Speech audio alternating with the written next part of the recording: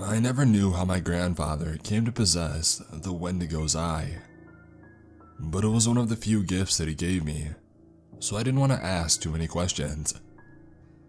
I only asked one though, and it seemed relevant enough. Is it real? Tommy, don't bother trying to solve every mystery in life. Just enjoy what's given to you. Grandpa's stare, narrowed and angry, told me that there was a price to pay for inquisitiveness. So I just nodded and I palmed the glass eye gratefully.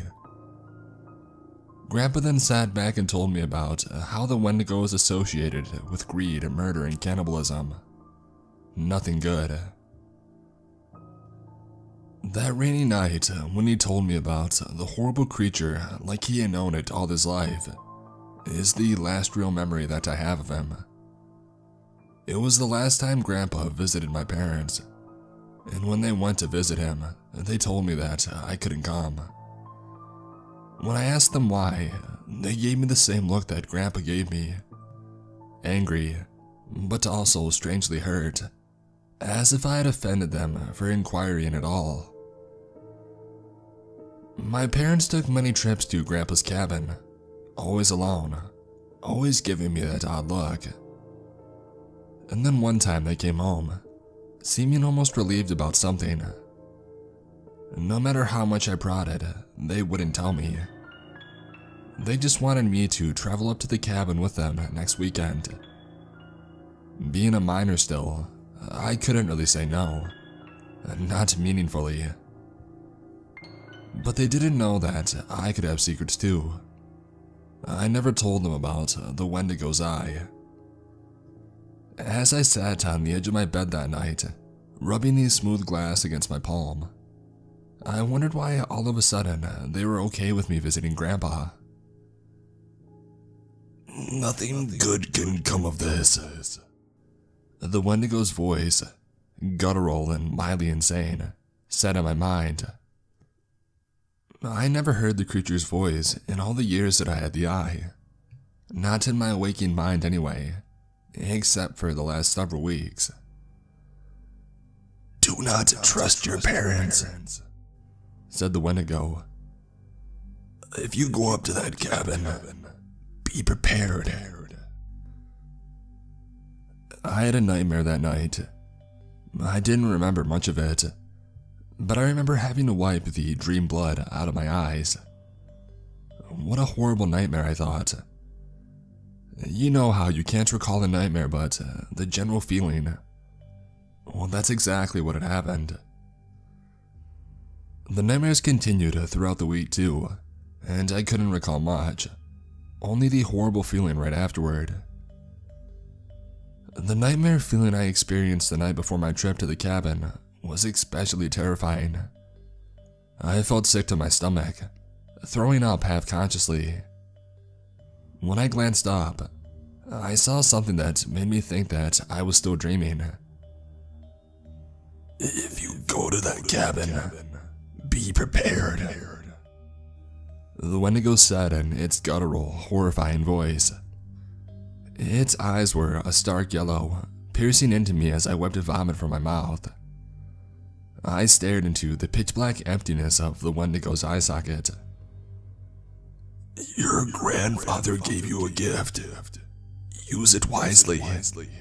Wish upon a star, or even better, the thing that lets one see into someone else's soul. I lost consciousness again, and woke up a short time later to the silence of the night. I didn't sleep for the rest of it, instead contemplating my wish. The Wendigo never said if I only had one, but I thought about my wish as if I did. As we took the long drive to my grandpa's cabin, I couldn't get the Wendigo's eye off my mind, playing with it inside of my hoodie pocket. I thought about the nature of the eye. The Wendigo said that it could let you see into somebody else's soul, but for some reason, still unknown to me, I didn't care about what they were thinking or feeling. Instead, I used the eye to probe myself, my soul. I realized that I was greedy. Money was power, and sometimes you had to do dastardly things to get both. Except what Grandpa said occurred to me again, as if he spoke right into my ear. The Wendigo was associated with greed, among other things. Greed is a gateway drug, Grandpa's voice said to me. He had mentioned this adage to me years ago, and in that moment, I didn't really put it together. The seeming inconsistency. He seemed to despise greed, but carried the eye of a being associated with it. He even gave it to his own grandson. I started to get angry, and then a numbness flooded me. I didn't really care. I only cared about sating my own greed, and contemplating the nature of the eye, and my nature. Had I been greedy all along, or did the eye make me greedy? It seemed a little irrelevant given my current ambitions, yet I still couldn't help think the same thoughts over and over again. Grandpa's voice became a clicking whisper in my ear, repetitive and irritating, and a split second later, womb-like and comforting. The drive continued in an awkward silence. We still had several hours to go. I grew increasingly anxious as we left the sprawl of the city and the confines of small sleepy towns. We were headed down a road that narrowed to accommodate the thick lines of trees on either side. I wondered why I was hearing Grandpa, so clear now despite the deafening silence of the last few years. Maybe the Wendigo thought that I would listen if he sounded like someone familiar. I didn't really know. It seemed to echo not only ancient wisdom, but a more recent form. What happened up in that cabin? I thought. And what has been happening up there the last few years? Something strange must have occurred between my dad, mom, and grandfather. The eye burned lightly in my hand, telling me of the darkness I hadn't been privy to, but also politely reminding me that I had a wish to spend. Just the one? I asked it. Just the one, the voice responded. I have some time left, I thought. Don't rush me, I know you're evil. You're trying to shape me. You could throw me out of the window right now, but you would die broke and alone. And you know what's worse? You're wasting your time using me to probe your soul, when a wealth of knowledge is just waiting on the other side. It took me until that moment to realize that I really missed my grandpa. He was a curmudgeon, dark as hell, spineless as fuck. But he wasn't afraid to explore the dark side of the world, things that were hidden in the darkness that most people cared to ignore. As his gravelly tones faded from my mind, I focused the eye on my parents. My mom seemed fine, filled with pleasant thoughts about me, but my dad radiated such a negative feeling for me that it seriously took my breath away. He seemed to hate me because none of it made any sense. I always thought my dad had loved me, but the eye revealed such a visceral hatred that I was left dumbfounded. Can't kill him yet. My dad's thought pierced straight through my heart. And you know what? Because of the wisdom of the eye, I finally knew my wish. I feel like I had matured by a decade during the rest of the ride to the cabin. In the blink of an eye, I guess you could say. I grew up. No gray hairs or anything, but now I possessed a mind seasoned with experience. As I helped Dad collect firewood, I kept getting the sense that something was off with him. Something was off with me too, so I couldn't really find fault in that perception. But it felt like again, he was incredibly, immensely angry with me. Not even mine, I could hear his thoughts say, in lower, almost demonic tones. He looked right at me when those thoughts popped into his mind, and it occurred to me then that only the negative thoughts of my dad were visible to me. When I focused the eye on Mom, I couldn't find any thoughts at all. She seemed oblivious to the thoughts inside of my dad. I kept asking why we couldn't go into the cabin right away and see Grandpa, and Dad just grunted like he couldn't think of a good reason. Honestly, I was tired of being yanked around by the both of them. They had been very tight-lipped, and even now that we were now supposedly so close to him, what the hell was going on? My frustration grew, jaw clenched. I rubbed the Wendigo's eye in my hoodie pocket, finally attaining the grit I needed to make my wish. Not even mine. The anger and greed emanating from Dad's thoughts almost overpowered the anger fueling my wish. I wished for the Wendigo to purge the greed of my family, to make things whole again. I couldn't get what the creature said out of my mind about greed being a gateway drug. I figured it was best to confront this head on. Dad stared angrily at the eye-shaped glow in my pocket, biting his lip as if he had just went mad. You just ruined everything, Tommy. I can't believe I put up with you for so many years. Well, what I learned that day is that if you ask the Wendigo, you shall receive.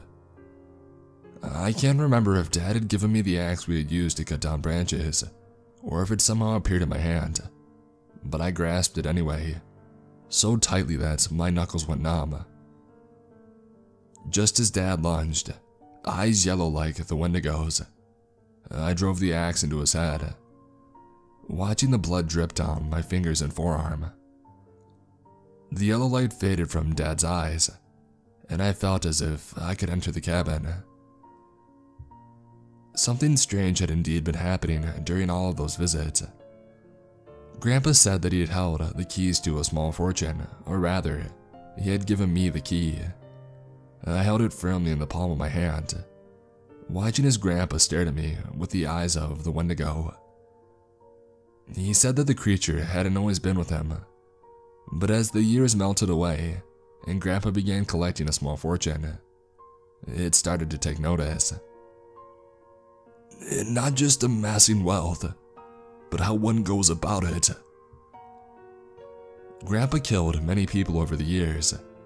A bachelor living in isolation, a drug-addicted fool, the demented and easily tricked. But the Wendigo said that wasn't enough, and so he picked the bones of the drug-addicted fool clean. When he approached me in the cabin, my mom watching in almost resigned horror, he told me that the key to his treasure was the eye in my hand. But a virgin eye, one where no wish had been asked, and none had been granted. I told him that I did make a wish, that my family be purged of greed. I swear Grandpa looked exactly like the Wendigo then. Yellow eyes generating hate like heat from a furnace. Skeletal snout snapping, drool coming from some mysterious external hunger. He told me that only a virgin eye could open the trapdoor in his cabin, a room filled with so much wealth I would never have to work a day in my life again. I still don't know if the dad I had for all those years was my actual dad or not. Mom says yes he was. Who else could be my dad? We're still driving though, driving far away from the cabin. The words "not even mine" echoed in my head still. I'm angry and I feel like I've been cheated. It seems like greed is still alive and well in my family. In me. I can't tell what Mom is thinking. Her eyes are on the road. She says that she's taking me to meet someone. My real dad, maybe. My thoughts are only partially on that though. As monumentous a moment as it will be, I'm still thinking about the eye. Since greed is still alive in me, it hasn't been purged from my family. Of course, a wish took away the eye's virginity, but I'm wondering if the Wendigo is lying to me. The wish hasn't been completed, and who knows what will happen when I meet my real dad for the first time. Will I kill him too once the rage and paranoia fills me again? If I can access the room underneath the trapdoor, I'll be a rich man. I'm thinking that's as equally important as family, and I have decisions to make.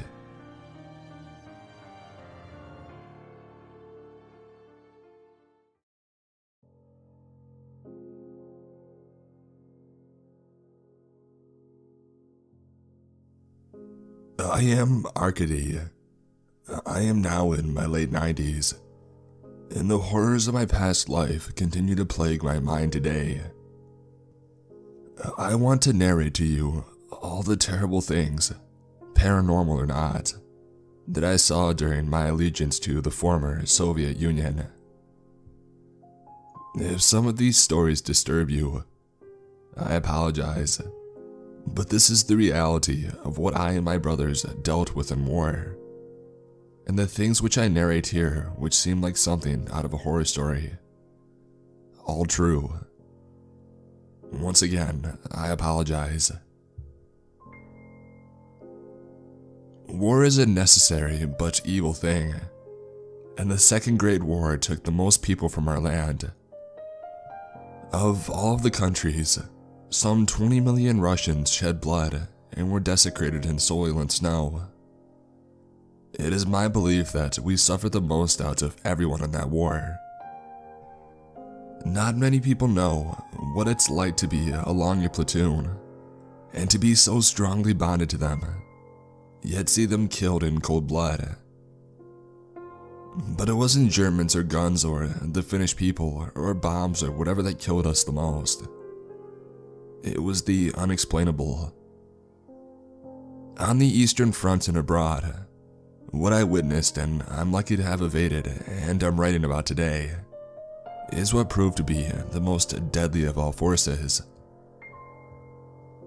I want to start somewhere close to the beginning. To be clear with you, I don't mince my words, and I don't use fancy talk to explain to you what one or two words can. So with this in the back of your head, please transport your thoughts to the country known as Poland. For those that live there, or have chosen to go on holiday, or are or have been there for whatever reason, it's beautiful now, isn't it? When I and my comrades invaded it, it was a mess. Germany had invaded Poland over a fortnight prior to us, and the effects of the ongoing battle were close to cataclysmic. Hundreds of thousands of Poles were killed, close to millions after we had arrived. The streets were full of crap and a mess. Ghettos and imprisonment camps and storages holding arrested Pole soldiers littered the streets. Germans and Soviets tentatively shook hands as if only hopefully delaying the inevitable. We walked the streets of eastern Poland in a mild vagueness, as if something unforeseen was about to occur here, in a country that we have never walked before. But the thing I remember most clearly about the invasion of Poland was this. The sky was in a perpetual gray state. That meant rain fell by the liter. On the 19th of September, however, the morning was sunny and bright. I was with a few comrades in the airbase when I saw it. A rapidly growing shadow had enveloped the entire countryside, in most of what was visible to my eye. We looked up, but nothing but a glowing object was visible. A solar eclipse. There is no mention of this in local news reports or anything. Reports soon came in that other Soviets around the eastern parts of Poland saw the same thing too, and did the Germans hanging out in the north and other parts of Poland. When the solar eclipse had passed, I and my friends in that airbase looked down the Polish streets and saw nobody. Empty clothes, hard hats, and guns covered the floor. The camps were empty, and if you turned on a radio, all you could hear was screaming. It was as if they were pulling a trick on us, those Poles. They were screaming things in Polish too. They were saying stuff like, "Brother, I am just in a fire right now. The devil is torturing me. He's repeating the same number over and over again. My body is burning." How I understand Polish. I took the time and patience to learn it. It aided me in battle. I learned all the languages of enemies that I faced, but that's beside the point. We initially figured this was some kind of psychological warfare tactic the Poles were using to scare us out. We had our fears disregarded when it was clear that no Polish person on this damn countryside remained. They all vanished. It was the most bizarre thing I had ever seen. Our superiors told us to forget the whole thing now that the annexation of Polish areas was ongoing, and we were shipped off back home. And so we kind of just forgot about it. The most interesting part in this solar eclipse, it had no reports in media the following days. Everything after that just went back to normal. They talked about the ongoing battle and the usual stuff. No mention of this event. The disappearance of hundreds of thousands of people. It's not even mentioned in any sort of historical films or wikis today. It's as if people completely forgot this event even happened. I understand why. It was weird. I mean nothing. Not even a hint of something that belonged to a Polish person remained. What the hell happened? This next story is a bit more gruesome. It involves my time defending my country from the Axis in Finland. We were stationed upon the east side of Germany, and we were battling hard. It was April 1945, and I remember seeing the carnage vividly. Our platoon had advanced upon the Sudetenland onto a secluded German village full of children and women. Once we had arrived, the brutality began. I remember one such instance. We had encountered a German couple hiding in a closed-off building full of empty floors. Cowering in fear at arrival, we forcibly subdued the husband and made him watch as we violated his wife, one by one in order of military rank. At the end of it all, some 30 men, including myself, had taken advantage of that lady. She was screaming in agony and was drifting in and out of consciousness, and we continued to hurt her. She let out the most intense scream I'd ever heard in all my years upon the Eastern Front, and it filled the air. The scream was chilling, blood-curdling, and animalistic. After this, my comrades and I just laughed. No reason not to. German reinforcements soon arrived. We killed them all and retreated as soon as it was clear they would be coming back in greater numbers. We cut off the husband's head and placed it on top of the lady to mark our dominance. I think the evil that was committed that moment caused me to hallucinate or something, because I vaguely remember seeing the form of a spirit in the shape of that woman, cursing me for the rest of my life. "Did you enjoy yourself? Now I'm tainting your soul forever." It started demonically laughing, and then it dissipated from my eyes forever. I sharply breathed in for a moment, and then held my composure and forgot about it until something happened approximately 6 weeks later. It was after we had defeated our enemies in the German-Soviet battle. I had returned to my family and my mother, sister, and father. My mother and father had a strained relationship, which often consisted of her being regularly abused and beaten by her father whenever she did something which displeased him.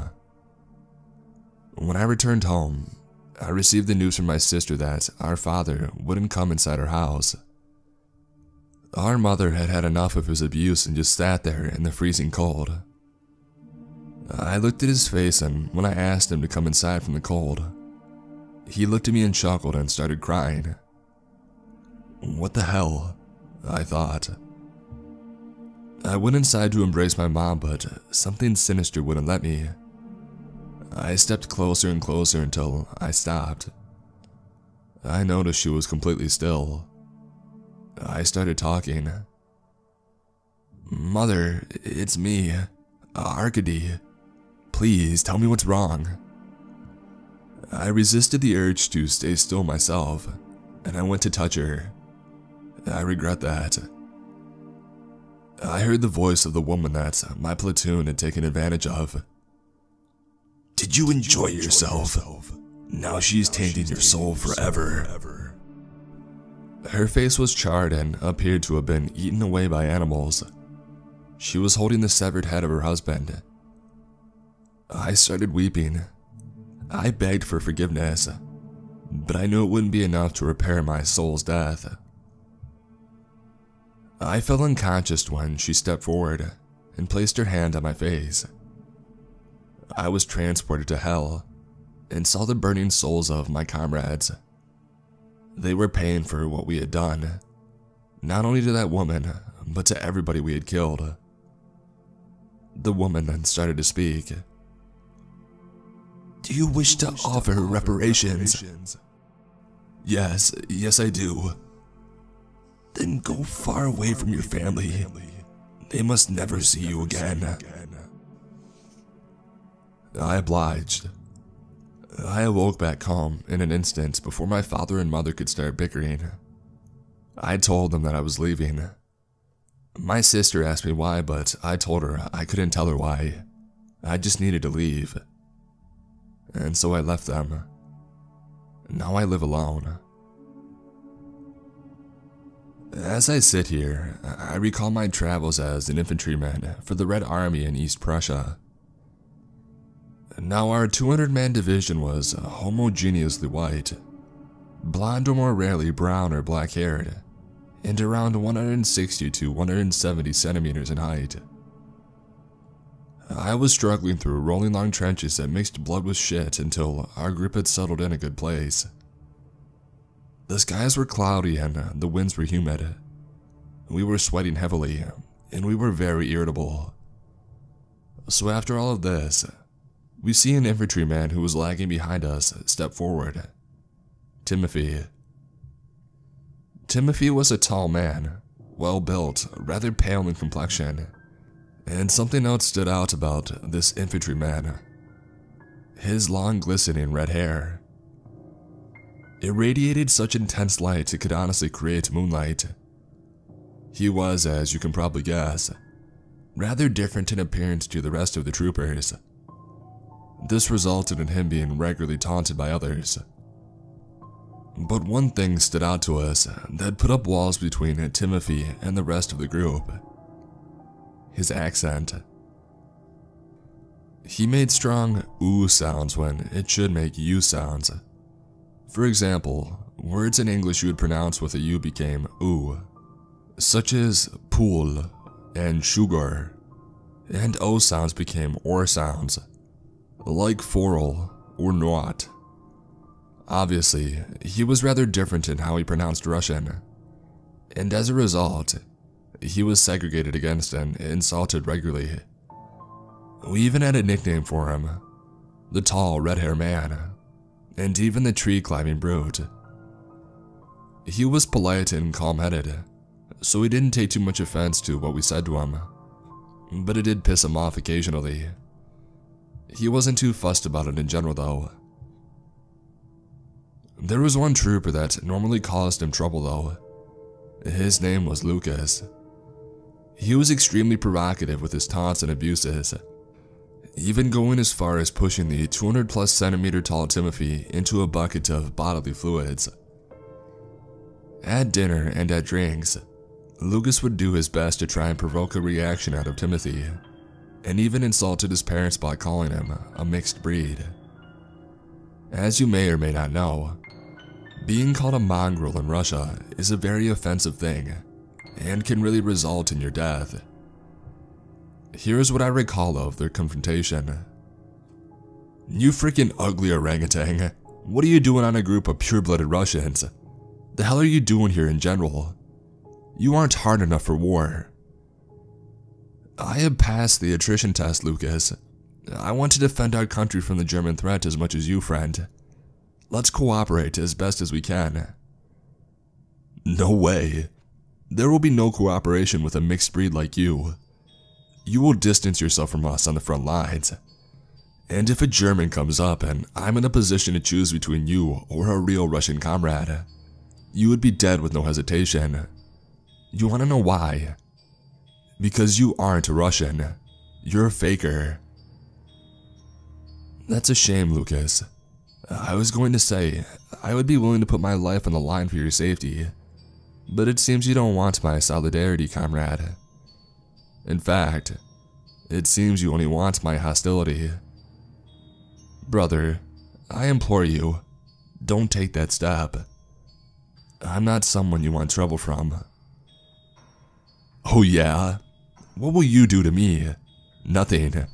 You're a red-headed little shit with no balls. What will you do to me, brother?"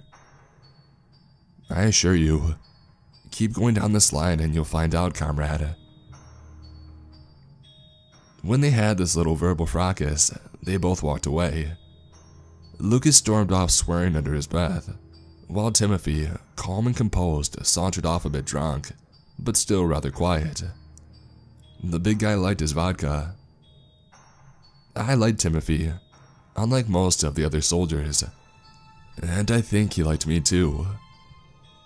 I had long suspected about his ethnic background and could draw no conclusions with the red hair. It was clear that he wasn't a pure Russian, but that didn't stop me from gaining his respect and allyship. He was a good guy. One cold night, hail and rain pelted our trenches and made sleeping alone very difficult. So all 200 of us gathered for some story time. We each went and told some funny stories of our families, of shit we had endured back in the mother state, and of our battles and war. But when it arrived to Timothy, he proceeded to tell us he wanted to tell a true story with a horrific ending. Predictably, Lucas interjected and called him corny. But as always, Timothy endured his barrage until Lucas shut up and started listening with the rest of us. Here is once again what I remember of Timothy delivering his narrative in that funny accent. "There once was a Russian man of pure blood. He was the most arrogant and idiotic man on the local district. He abused everybody he knew wasn't pure blood." Of course, Lucas interjected, exclaiming he knew Timothy was narrating about him. "Hey asshole, watch your tongue." Now brother, you might think it's about you, but it's not. There's a good twist at the end of it. Try not to interrupt me too much. You might endure this character's fate one very bad day. Who knows?" Lucas angrily acquiesced and allowed Timothy to continue without interrupting. "Now where was I? Ooh, yes. The man was so abusive and so cruel, he would assault people half to death occasionally, all because they weren't of pure Russian blood. He was as pure Russian as you could have him. He was brown-haired and blue-eyed, and was clean, and his cruelty in conducting the beatings was unmatched. His victims would be begging for God to spare that man's cruelty from them, but alas, they never were. Sometimes they would be comatose, sometimes they would suffer memory loss or have to be lobotomized, and sometimes they would die in surgery." Timothy paused for a bit before directing his steely gaze away from Lucas and waving it across the 200 men there. Now, one week a mysterious family had moved into the district. This family had 3 members, a woman, a man, and son. They were all black-haired and they were all very tall, maybe above 180 centimeters or above for the son. so you can guess how tall the wife and husband would be. And the most striking thing, their eyes were jet black, darker than the void of space itself. If you looked into their eyes for a few seconds too long, you would feel twangs of discomfort in your body. And they had tattoos, horrible tattoos that were rather blasphemous and outrage-inducing to many on that street, but especially to the Russian who hated mongrels. I felt hairs prick up on my arm. What would the main character do now? The anti-mongrel knew he had to confront them, so one day, a group of kids were playing soccer, and the kid with black eyes sat from afar in the front porch to his house and watched them play. His face was blank and he was in a rather long trench coat. The anti-mongrel approached the boy and asked him if he wanted to play. The boy refused with a simple shake of his head. So what happened that moment was that he angrily grabbed the boy in broad daylight, dragged him far away from that area, and started berating him. The boy was impassive, so what happened next caused him to react. The man started hitting the boy hard across the face until he drew blood. The boy started to look up at the man. His eyes opened wider and wider and wider. His black eyes glared like a doll's eye, beady and small in diameter. The man was unnerved a bit, but he continued to beat him. Suddenly, Lucas and his group were dead silent. They looked enraptured. To be fair, we all were at how well Timothy was delivering the story. The man continued to beat the child until he was tired, but the thing that frustrated the man was that the child was completely unintimidated. He didn't scream, yell, or even talk. His wide-opened eyes blazed holes into the man who was holding onto the boy like a smaller toddler would hold onto his older sibling, and a wave of intense heat washed over the body. After about a minute, the man fell on the floor clutching his body and writhing in pain, and the boy inched closer and closer, his eyes inhumanly wide by this point, until his face was inches away from the man's. It was like he was studying him, studying the man's soul. After about another minute, the boy finally spoke. "You will be gone tomorrow. Nobody will suffer your insolence anymore." Out of nowhere, the boy's parents with their black eyes and hair and their tall statures were standing over the squirming body of the man, and the family let out the most high-pitched scream he had ever heard. It was absolutely cold and terrifyingly devoid of empathy. They vanished into thin air as soon as the pain of the man had stopped. Timothy directed a grim 3-second stare to me and then to the rest of the group. He gave an even grimmer stare to Lucas, who was rather tense and awfully quiet at this point. The next day, that man had been reported missing. The town really didn't give a shit about him, but still, the police report was filed and he was listed as a missing person. Dozens of square meters of land was searched, and nothing was turned up until about 10 years later. A police officer's dog had caught a lead of a scent leading into the dense bark tree forest. The scent got stronger and stronger until something was found. What did they find, Timmy? They found blonde hair and eyeballs and skin matter. It was all in a handmade circle around 10 meters in diameter. Everybody let out a huge gasp. And something else was found. A baby. A baby with black eyes, just like that of the mysterious family who had vanished. He was crying and very upset. An investigation was launched and no lead was determined. The baby was raised and is amongst the general human population today. Gasps again. I saw Lucas looking rather discombobulated, until I noticed it.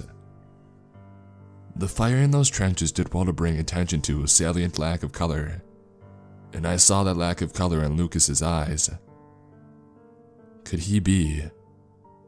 No, it can't be. Whatever. This is just bullshit. You guys really believe in this garbage? Timothy looked rather sly. And with that, everybody went to bed for another day of fighting in the trenches. It was somewhat peaceful in Prussia then. The rain had stopped and the humid winds were dissipating. It was bound to stop soon. The next morning, I went up and I sauntered over to some local shrubs. I took a good piss and I went over back to my sleeping area. For some reason, Timothy's bed was empty. What the hell? Yo guys, something is seriously wrong with our brother Lucas, one infantryman shouted. Dozens of us ran over to Lucas's bed to see him, well, screaming. His eyes were blacker than anything I'd ever seen in my life. He was leaking ink-black tears and was writhing in terrible pain. But the scream was silent. Nothing was exiting his mouth. No sound whatsoever. Poor guy. I wasn't fond of him, but dang, poor guy. I told my superior that Timothy was missing too. Shit, it was him. It was that dirty, blooded punk. He's infiltrated the group. It was clear he was never Russian. What if we are next? One of the troopers said rather angrily. I know Timmy. He would never do that to me, and I know he's not an infiltrator. We just need to find him. I reassured the group. So away we went into the forest nearby. We were driving maybe 10 or so kilometers into the denser areas of the forest when we had encountered something finally. There were people wandering around drunk almost, bumping into each other or into the trees, all delivering that silent scream, all tearing black ink colored tears. But this time, there were hundreds of different nationalities. They weren't all Russian. Some looked German, some looked Italian, others looked Finnish, but they weren't all Russian. Was I delirious? I couldn't have been. The others were seeing what I was seeing. Was this the most surreal thing I had ever seen in the entire Great War? Hell yes, it was. I just sat in the vehicle that I was in. We were all stunned, all 15 or so of us. Did Timothy do this shit? Was he the reason for Lucas being in the state that he was in? Stupidly, I got out of the Land Rover and started walking towards the people. They seemed impassive, but the tears they shed suggested otherwise. What happened next suggested I walked maybe too close, because in a matter of nanoseconds, the entire population of people in that forest area who were crying turned their heads towards me, eyes open to the point of inhuman levels. And their eyes weren't black. They were multiple different colors. They just stood there, still, just looking at me. And they started to close their mouths and then they opened them again. I anticipated a silent scream, but what I got was the complete opposite. In conjunction, they let out a deafening, ear-piercing shriek. It was the loudest thing that I had ever heard. I fell to the floor in an intense pain, and my comrades knew what was happening to me, but it seemed like they couldn't hear the screams. So in about 20 seconds, all 14 of my comrades opened fire. Light machine guns sprayed. Bullets ricocheted all over the forest and bodies fell instantly. All of them were dead. I would estimate in about 5 minutes. Their bodies convulsed and their eyes closed shut. I was incapacitated, but the pain stopped as soon as they all died. What the hell was that? What was this evil? Germans were easy, well, they were predictable. But this shit, I had never seen anything like it. We continued venturing deeper into the forest region, and then we saw something that disturbed us to our cores. Past what looked like a camp of sorts where the remnants of a campfire and a moonlit supper remained, a circle was drawn, 10 meters in diameter. It had red hair, eyeballs, and the pale hide of a human being. And something else was next to it. A baby, eyes blacker than the void of space itself.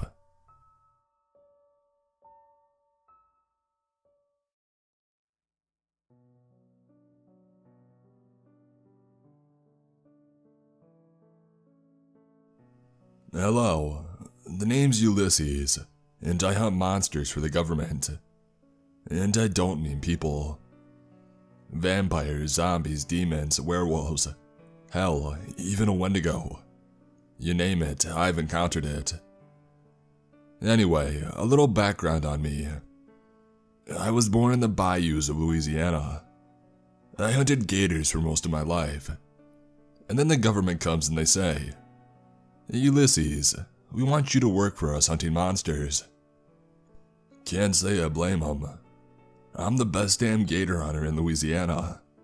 And I guess they figured I'd be pretty good at that too. I won't say how much I'm paid, but it's a hell of a lot more than any gator will bag me. Now, without further delay, I'll begin my survival guide to monsters. Let's begin with the basics, shall we? Vampires. I want you to take any stereotypical vampire and ditch everything that you know. While it's true the bastards hate sunlight, they aren't killed by it, and they don't give a damn about crosses or coffins. A real vampire is usually between 6 to 7 feet tall. They have teeth like a beaver almost, big and sharp.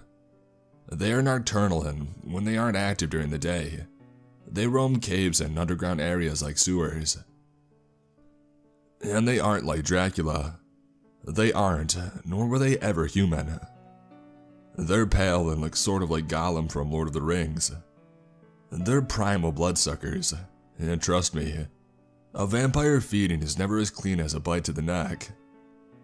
They hate sunlight, not because it hurts them, but because they lurk in caves and other dark places their whole lives. Speaking of which, they usually live anywhere from 20 to 40 years. They usually prey on animals, but they will attack humans in their territory. They live in dens like wolves. A good sign of a vampire den is nearby is that there will be no life in the cave. No insects, bats, or plants. Nothing. The only way to kill them is destroying the head. Moving on. Zombies. Now admittedly, these fellows are pretty close to what you think. Shambling corpses hungry for flesh. But they are pretty harmless. I mean, they are walking corpses. They can barely bite. Barely.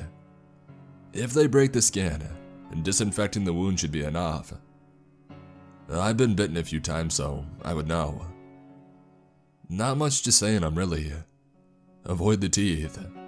Oh, and one more thing. The whole headshot thing is total bullshit. The only way to put them down for good is dismemberment or fire. And being bitten doesn't mean that you'll turn.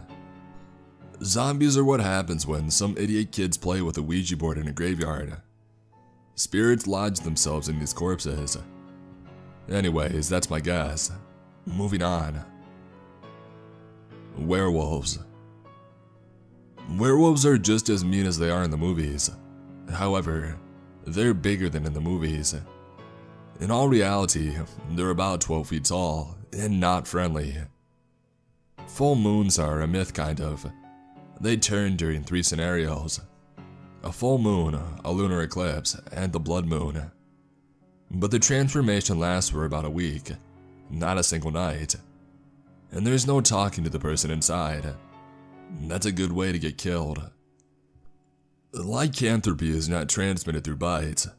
In fact, it's genetic. It's rarely passed down from generation, and they're pretty rare indeed. Also, kids with lycanthropy are like 6 feet tall puppies. Just an FYI. A werewolf can be stopped by 2 methods. The simplest is a bullet to the head. No need for silver. Method 2 is the cure. Stopping the beast from feeding for the entirety of their transformation will cure them of their status as a werewolf. Also, women can be carriers of the gene, but they cannot become werewolves themselves. Again, do not try that shit about, I know you're in there somewhere. It won't work. Demons. Okay, so everything you know is pretty accurate for these guys. They are otherworldly entities, and evil as they get. Some are true monsters, others are Saturday morning cartoon villain kind of evil. I have performed exorcisms, and if need be, I've had to burn a few people at the stake to save their souls. Not much to say here, so I'll move on. Sasquatch. The big one. Old Bigfoot is like a cross between a grizzly and a gorilla. 800 pounds of hair and bad attitude. I've only ever killed one. I've encountered them a few dozen times. They have hands like a fist of razor blades. Do not approach a Sasquatch, and for God's sake don't shoot at it. You'll just piss it off. They stick to themselves most times and live in the Northwest. Chupacabra. You remember how I described the vampires? This is their canine cousin. They're not very friendly and sometimes can be found living in the same dens as vampires. They can be tamed, but I wouldn't recommend trying it. The average chupacabra is about the size of a German shepherd. They have no hair or pigment, and they can bite as hard as any gator I've encountered. A shotgun can put them down though. If you encounter a pack of them, stick your head between your legs and kiss your ass goodbye. The devil. I met Old Scratch a few years back. He's actually not a bad guy. I mean, he is the prince of lies and darkness and evil and all that shit. But he doesn't make deals for souls or anything. He really just kind of floats around existence, tempting people to sin. Cheating on spouses, murder, and so on. He doesn't care for it, mind you. It's just the influence his presence has. He typically takes the form of a middle-aged handsome man in a black suit with a red undershirt, black tie and a vest. He might also take the form of a woman in a blood-red dress. The easiest way to tell the devil is no matter what form he takes, he has a scar on his left hand, a snake tattoo on his forearm, and burn scars on his back. He doesn't even try tempting me anymore. I think he sees me like a therapist. When he's off the clock, so to speak, he's just kind of depressed. The demons do all the possession and stuff. He just kind of wants to be rid of it all. Anyway, that's all I've got time for right now. These are just some of the basics. And so, you know what to do if you encounter one of these guys. Welcome back to my little survival guide. This time, I'll be covering some of the lesser known creatures and monsters that I've dealt with. Urban legends will also be addressed. So here we go with a continuation of my guide to facing down life's little shit shows. Skinwalkers. The shape-shifting assholes love to inhabit the western parts of the state. They usually take on the form of a wolf or a jackal with a human face. They can mimic any voice, and I think they read minds too. One once imitated my own mom to mess with me. The bullet that I put in his head didn't do more than stun him, but they hate wrought iron. I know that because I impaled him with one and he didn't get back up. I'm saying he, due to the fact that it had a man's face. Anyway, they seem to be vulnerable to wrought iron. Moving on. Wendigos. Skinwalkers and Wendigo are often confused with each other from a perspective of culture, but they're distinctly different. Wendigos are actually similar to real vampires in appearance. Pale, gangly big teeth. but their head is misshapen and resembles a deer or a cow skull with antlers. They have a mane of black hair down their backs, and fingers with claws like a switchblade. They're loners and they eat flesh. They prey on campers in the northeastern United States. Unlike vampires, bullets won't put these guys down. No, you need to destroy their heart and burn the body. And they're also fast as heck. So yeah, good luck if you encounter one of these fellas. The Jersey Devil. Okay, so this is a thing I couldn't kill, but I did manage to catch, and it's currently held by the government in a private facility. Head of a horse, feet of a goat, bat wings, and a long forked tail. This little bugger has been terrorizing the Pine Barrens in New Jersey for a few centuries now. Or it had been. Took me 2 weeks to track it down, but I finally trapped it. Caught him using some bait of a freshly killed chicken in a snare. Shot off its wings and I tranked it. Ugly son of a gun is currently holed up somewhere in Nevada. If he does get out, I'll track him again. And I might not let him go this time. Kappas. For those who don't know, kappas are sort of like turtles. They're famously a part of Japanese folklore, but they've shown up over here too. They look like turtles but have some kind of growth on their heads that holds water. If it ever dries, they die. Mostly due to their gills being located there. They're mostly friendly, but they can be twisted little dudes too. They've drowned more than a few people, even tried to do that to me. Luckily, they aren't that strong. On land. If you see them, watch yourself and stay out of the water and you should be fine. Trolls.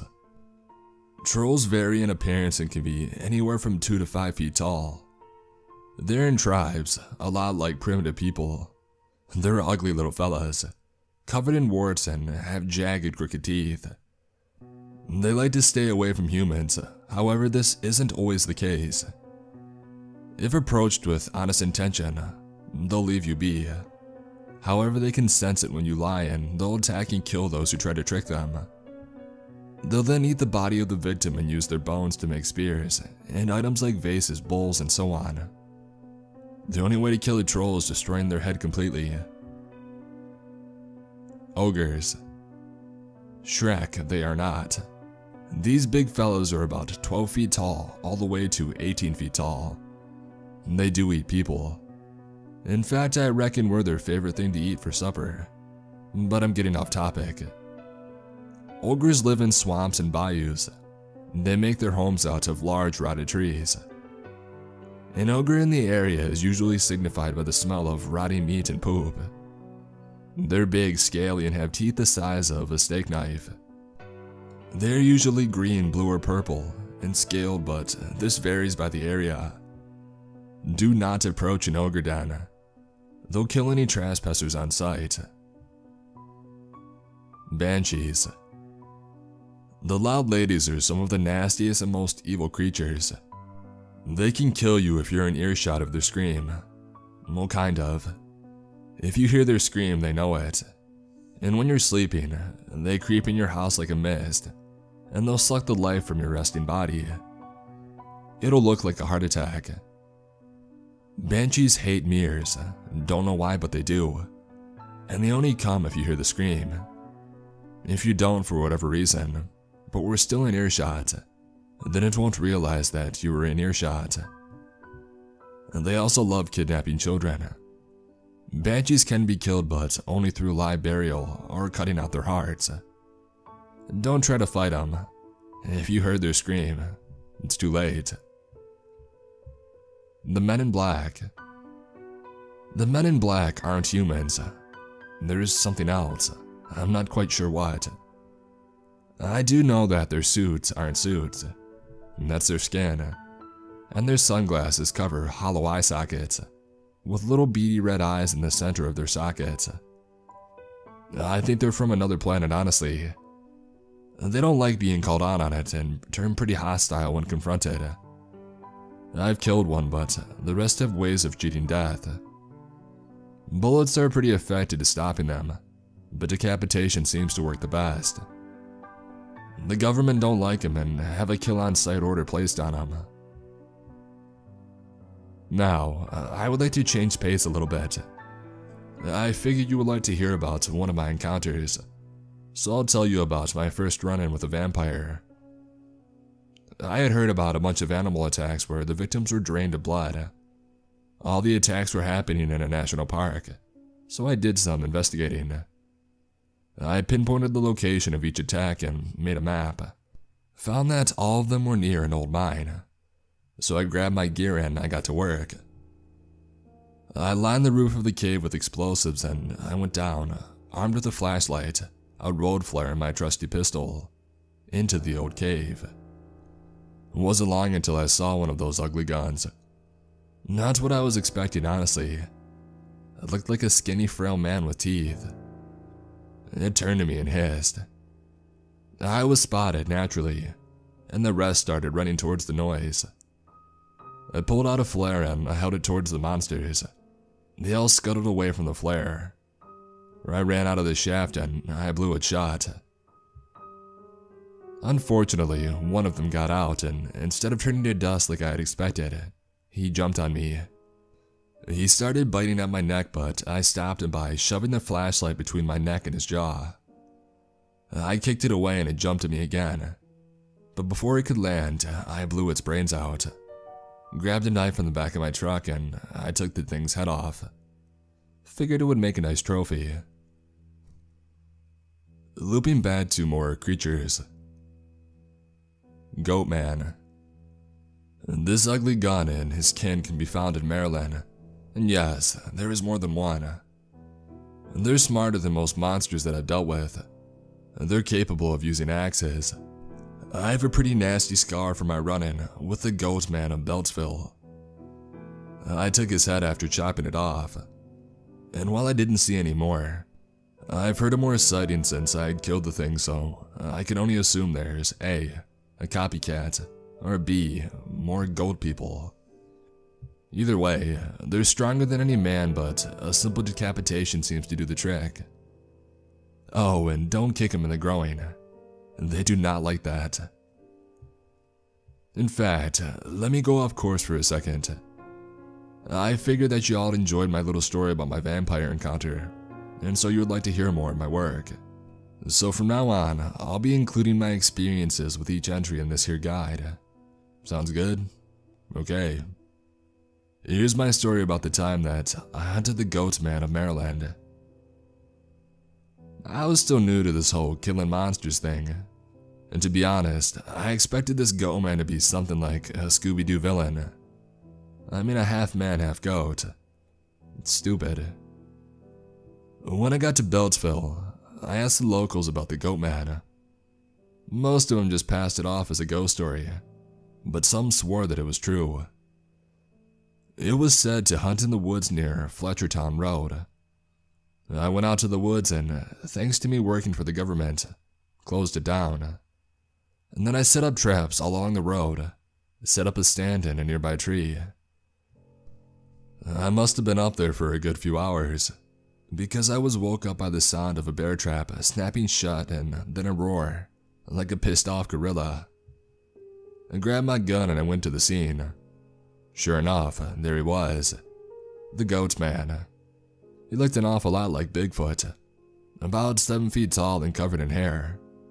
It had the head of a goat but with long sharp teeth. With no effort it seemed, he pulled himself free. He turned to me and he snarled. He raised his axe and swung it. I ducked just in time as it sunk into a tree with a loud thwack. I unloaded a clip into him, but I reckon that just pissed him off because he swatted me like a fly. He grabbed his axe from the tree and came at me again. I rolled out of the way as the head of the weapon landed near mine. Using my instincts, I kicked him right in the jewels. He showed pain, but he looked pissed. He stumbled back a bit, looking like a ram ready to charge. And he did just that, and I shot him in the back of the head. I heard the large woodcut axe drop to the ground and I dove for it. Grabbing it, it was heavier than any axe I'd ever used. It wouldn't stop me though. I swung it and I heard a thud. Two actually, as the goat man's head fell into my lap. I breathed a sigh of relief. Guess it wasn't a hoax after all. I threw the ugly thing's head in the back of my truck and radioed in for a pickup of the body. It's currently stuffed on my wall, in case any of y'all are wondering. Anyway, on to the next ugly. Sirens. Now admittedly, I've only ever encountered a few of these ladies. They aren't just sea creatures either. They're more like a stereotypical vampire. They lure men in before showing what they really are, and dragging them to the deep. Underneath the beautiful exterior is one ugly son of a gun. Basically, she has all the teeth of an anglerfish and the face of one too. However, just like the goat's men, a simple decapitation will kill them. My first time seeing one of them was down in Louisiana. I was in New Orleans investigating a bunch of dead bodies washing up on the beach. They all had chunks bitten out of them. First, I chopped it up to sharks or maybe even a gator, but the bite marks were too spread out for that either. Too clean too. I did some digging and I found out all the victims loved them some woman of the night, if you know what I mean. I started investigating every brothel and whorehouse in the Big Easy. I pinned the siren down to a specific one, owned by a Madame de Sade. Only problem is this wasn't just a brothel, and there wasn't one siren. It was a siren den. They would lure these poor fellas in. Their brothel was near the water, so it was a perfect honey trap. Yes, I'm looking for some fun if you know what I mean, I said to a pretty young receptionist.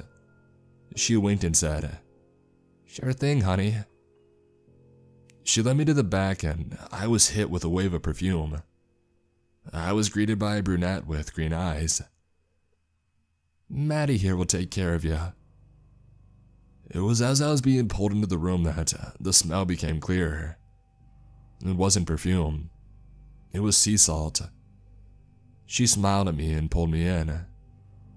"You're so cute, I could just eat you up," she whispered into my ear.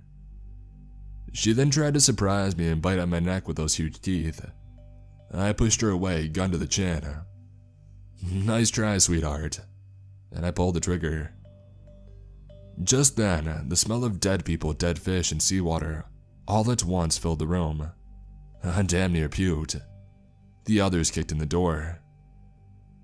"Damn, you ladies were a whole lot prettier a few minutes ago," I said, the venom in my voice filling the air. "Dinner time, girls." Who I could only guess was the reception screeched out of that ugly mug of hers. "Eat this, you ugly things," I said, pulling a sawed-off shotgun strapped to my thigh out of its holster. I blew the first who came at me across the room with a shot. I punched the next and used the butt of the gun to knock out the third. The last two looked at each other. One turned to me saying with a voice like broken glass and sandpaper, "You're not supposed to fight back. Why aren't your voices working?" I pulled out an earplug. "Gotta love 'em," I said, smirking as I reloaded the gun. I let loose two more shots, splattering their heads on the wall behind them. Looking at the rest, who were all still breathing, with the exception of the first one that I had killed, I sighed, pulling out my hunting knife. Man, I really hate to have to dull this blade. I got to work, knocking them back out if they woke up.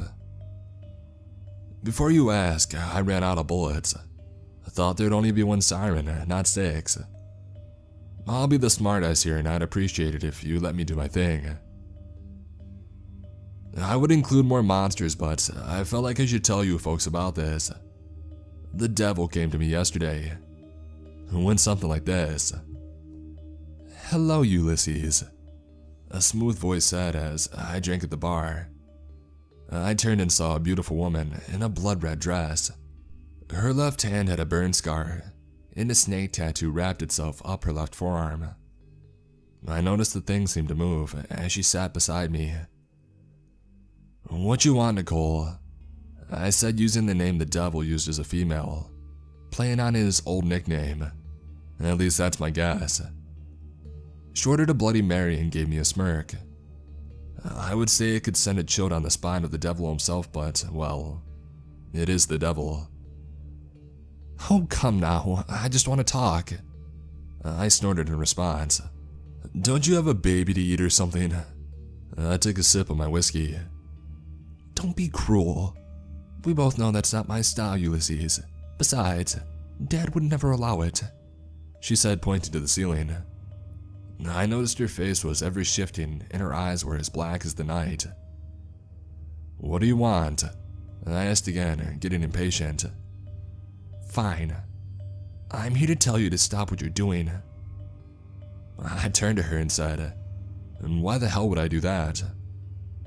"Oh, you mortals, you're so naive, it's cute. Do you really think the people you work for will let you just leave when you're done? I know a thing or two about betrayal." She grabbed my hand and placed it on her back. I felt the scars on her back. I would have pulled away, but she was inhumanly strong. "I like you, Ulysses. You're the only person who gets me. I'm just trying to help you is all. Do you really think you're working for the government? No, your bosses are a lot older than that." She stirred her drink with her finger, causing it to slightly ignite. "Thanks, Beelzebub, but I don't need your help."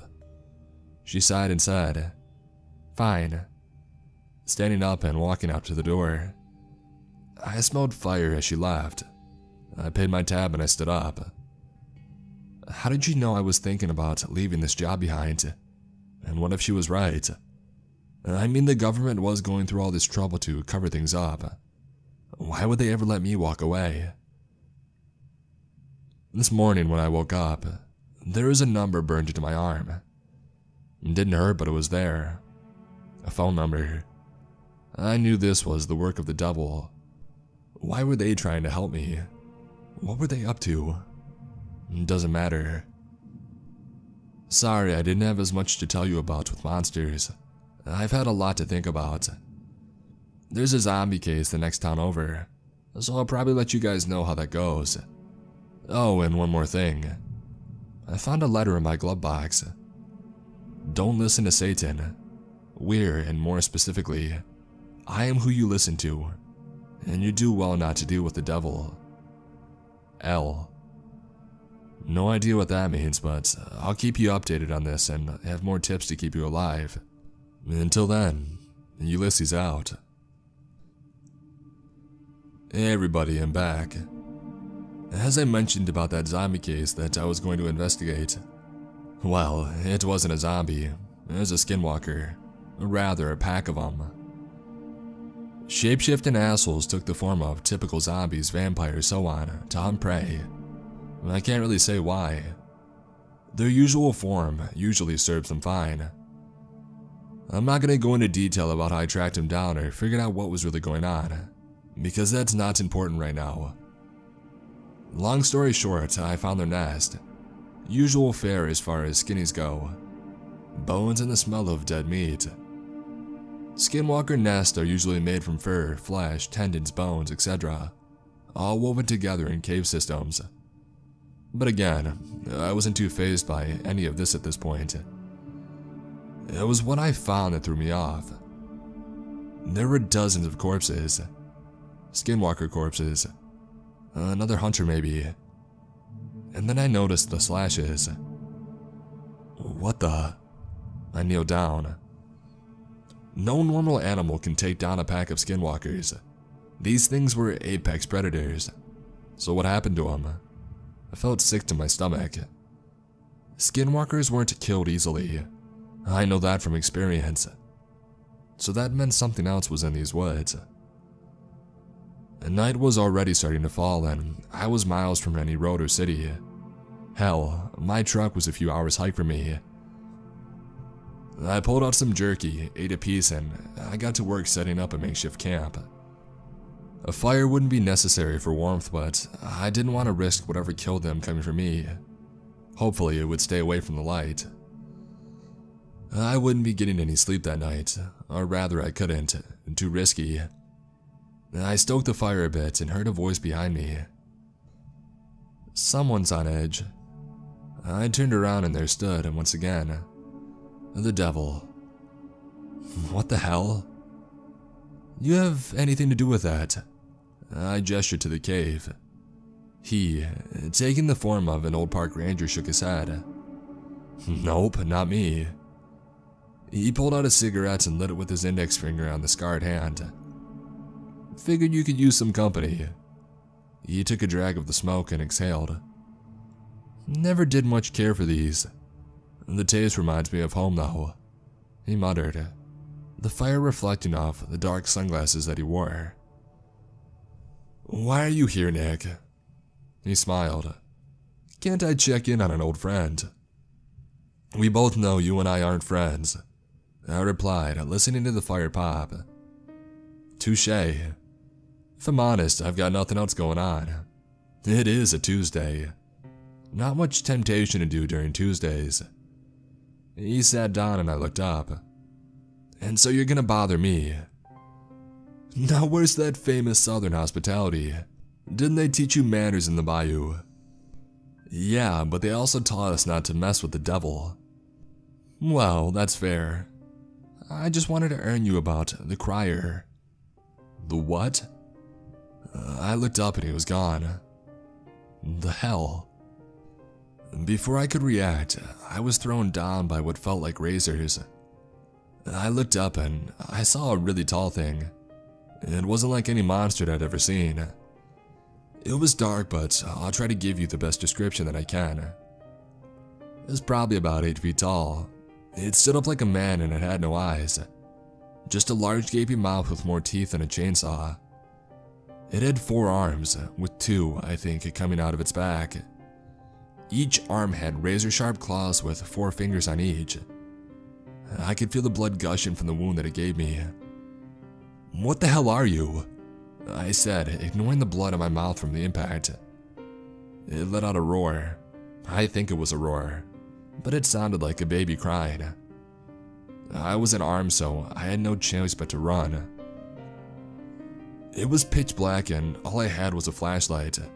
I could hear it running after me. That damn crying sound behind me.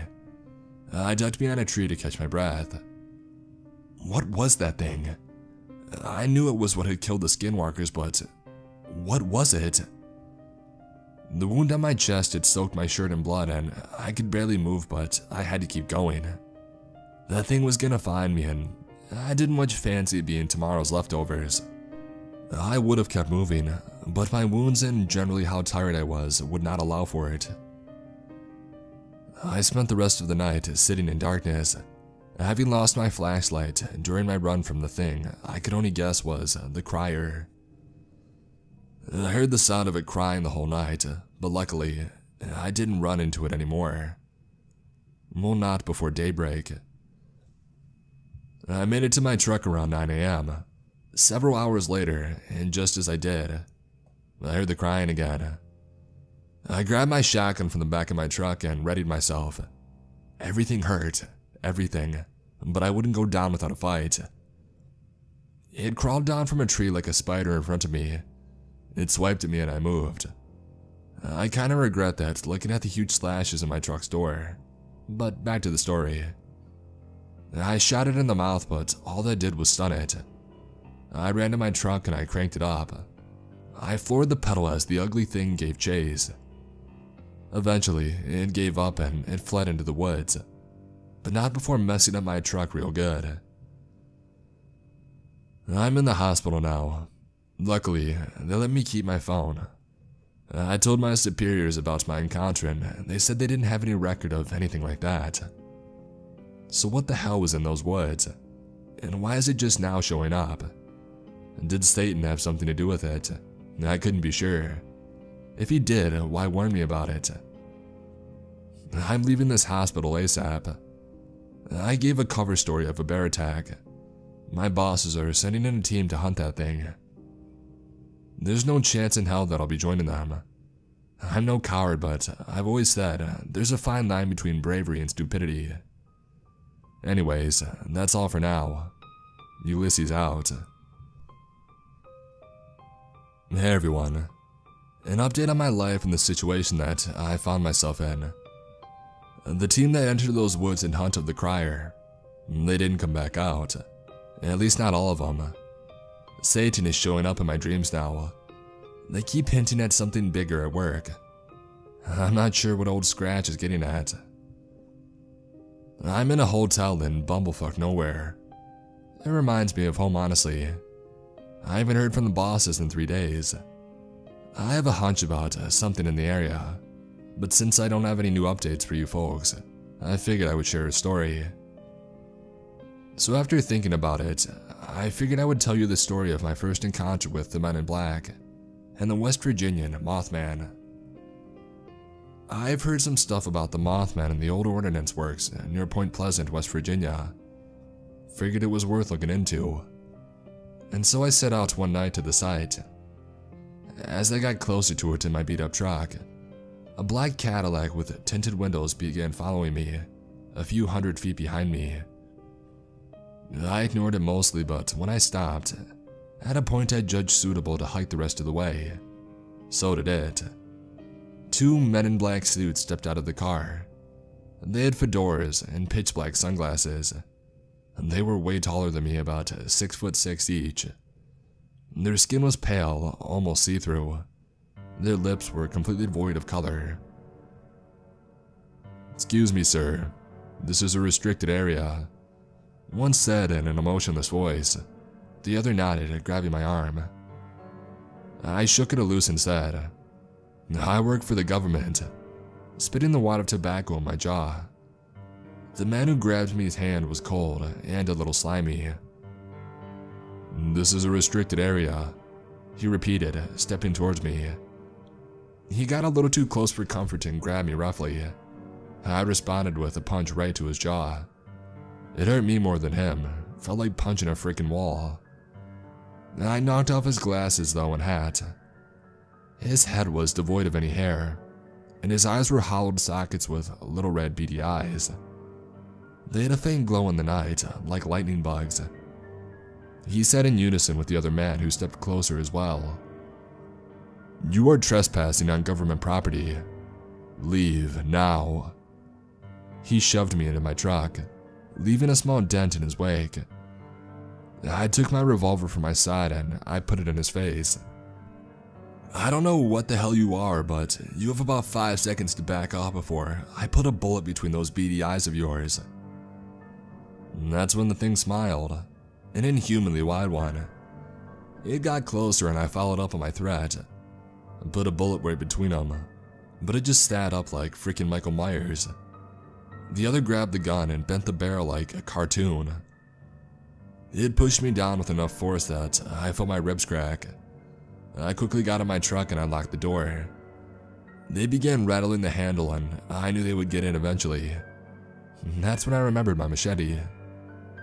Ever since I got lost in the bayou a few years back, I kept a machete in a pocket on the roof of my truck. I grabbed the blade and opened the door with enough force to knock them both down. One of them stood up and I quickly cut that thing's head off. The other cocked its head and spoke. "This isn't over, Ulysses. Good evening." He turned and went back to his car, stopping only to retrieve his sunglasses. Breathing a sigh of relief, I got back on my original task. The dudes in the dark had almost made me forget why I was out there in the first place. On a bad leg from the run-in with the men, I hiked through the woods to what the locals called the TNT area, placing some snares with the aid of a flashlight. I looked around in the trees. If the Mothman was real, I figured he would lurk there. As I looked around, I noticed a pair of bright red orbs in a tree. Shining my flashlights in their direction, they quickly vanished, as I heard the rustling of leaves like something moving through them. I heard something get snagged in my snare. I ran to the trap but found whatever was trapped had been cut free.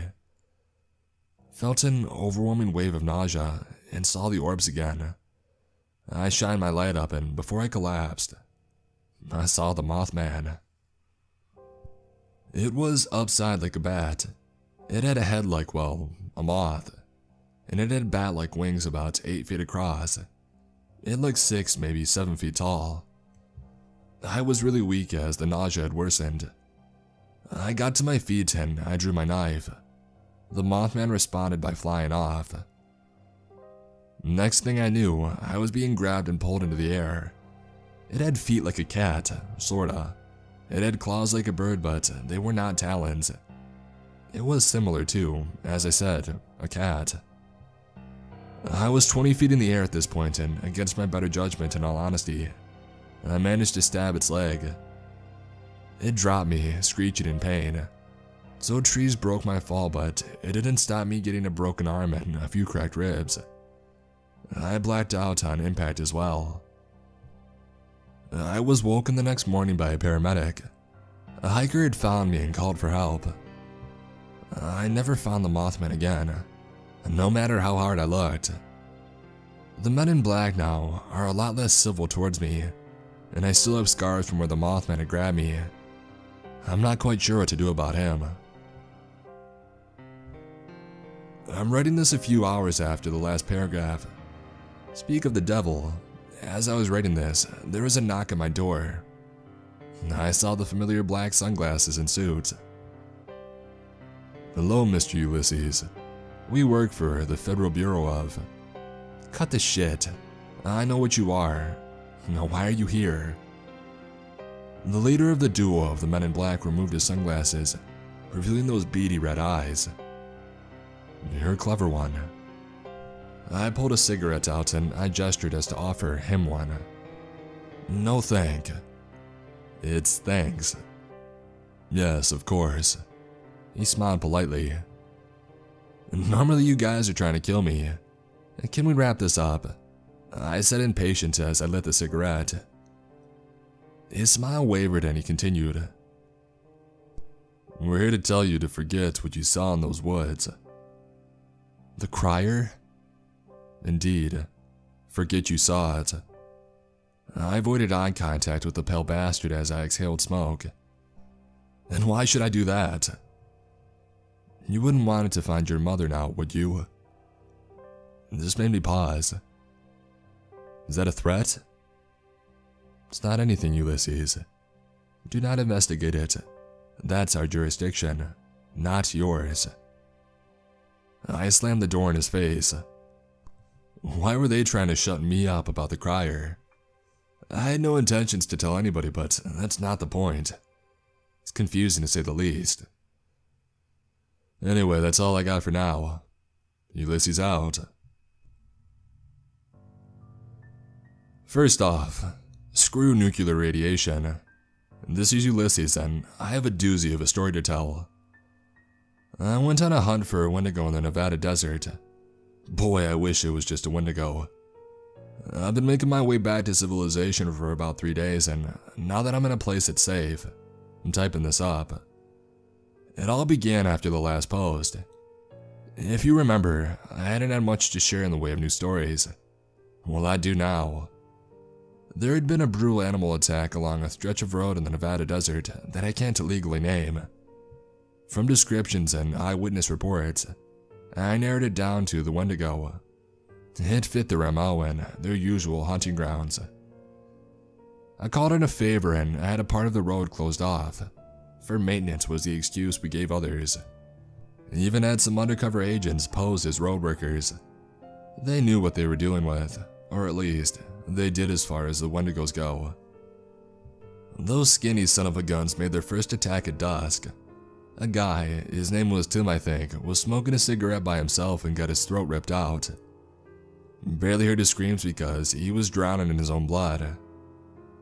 When I arrived, the Wendigo was already feasting on his innards. Before I attacked it though, I was thrown off. This was no normal Wendigo. It was hideously deformed, well more than usual. It had 3 sets of antlers instead of the normal 2. It had teeth forming on its neck. Its hair was patchy, revealing tumorous skin beneath it. Not to mention, it had a third eye on its cheek. It turned and it hissed at me, leaping off its lunch and stalking towards me. I noticed that it walked with a limp, as one of its legs was actually shorter than the other.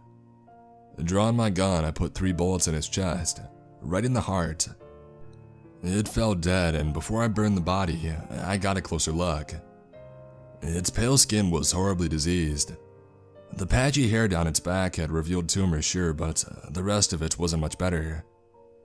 I shined my flashlight on it, and another hunter, a Russian fella named Vladimir, smelling of booze and cheap cologne, walked up behind me. "Wendigo?" he asked. "Yep." "So you ever seen one like this?" I stood and I shined the light. "Yes, but only in one location. Pripyat." I looked at him. "Apologies, you Americans probably know it's better as Chernobyl. It wasn't Wendigo, but it was like this." We burned the body and then we waited. There could have been more Wendigo in the area, and the smell of their brethren burning's carcass would likely draw them in. Sure enough, within an hour or so, I smelled rotting meat. A Wendigo pounced at me out of the darkness. It was much bigger than any Wendigo I had encountered, about 7 or 8 feet tall. Its teeth were horribly rotten, with several poking out of its gum line. I shoved the skinny thing off of me and got a look at the full beast. It had 7 fingers on one hand and 5 on the other. Its skin wasn't pale but an oily black, and its normal skull-shaped head was warped, looking half like a deer skull and half like a human, with misshapen antlers on its neck. Its hair was almost completely fallen out, revealing bubbling tumors beneath. I realized then that these poor bastards weren't normal Wendigo. They must have been mutated by the nuclear test of the 50s in Nevada. Whatever the case, it didn't look happy with me. I fired off 2 rounds into its heart, but that did little more than to stun it. It ran at me again. I quickly drew my knife as it tackled me to the ground. It bit a chunk out of my shoulder, but before it could do more, I plunged my knife into its heart. I pushed its now limp body off of me and covered it in gasoline. As it got ready to light the match, I saw another watching out of my eye. It was about the size of a child. I had taken to calling young Wendigos Wenleys. They weren't nearly as vicious as their parents, but they would be when they got bigger. Just like the rest, its skin had tumors.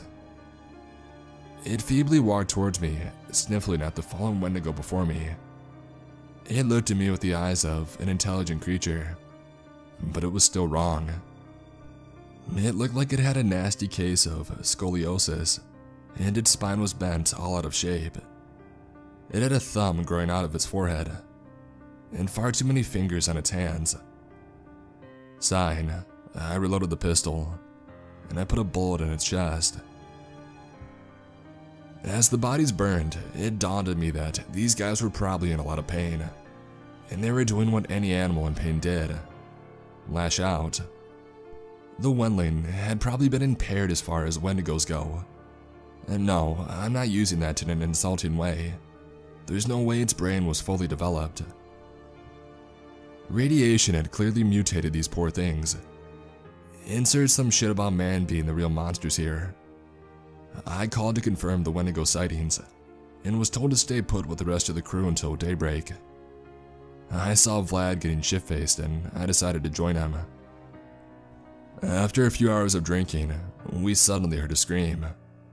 I ran over and saw a pack of mutated vampires having descended on the camp. Unlike the ones I had encountered previously, these guys were completely blind. Their eyes were milky white. Some had dislodged jaws like snakes, and others had eyes growing out on their torso, milky white as well. Their skin were varying shades of black, gray, and blue. Their teeth were more like barbs than regular fangs, but they were vampires regardless. The feral bloodsuckers circled in on me, and I honestly almost shit myself. Like I saw my life flashing before my eyes. Vlad ran through the pack, splitting them like a Red Sea with an improvised torch using a bandana, a stick, and vodka.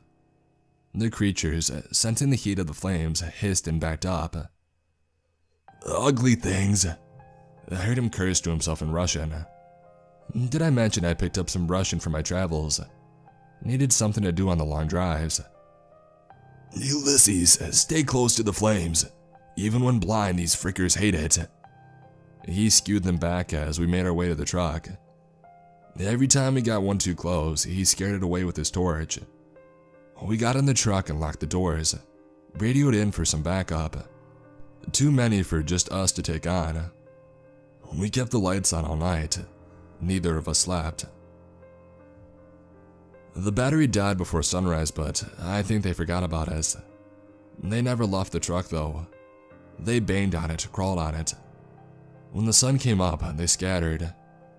We took the opportunity to hightail it out of there. We had walked down the empty stretch of road for 3 days. And when we got back and radioed in, we found that a call for backup had never come through. We kept the fires burning hot during the night. The mutant vampires were still out there, and there was no telling how big their colony was. Right now, I'm in some shitty hotel in Reno. No idea what had happened to Vlad.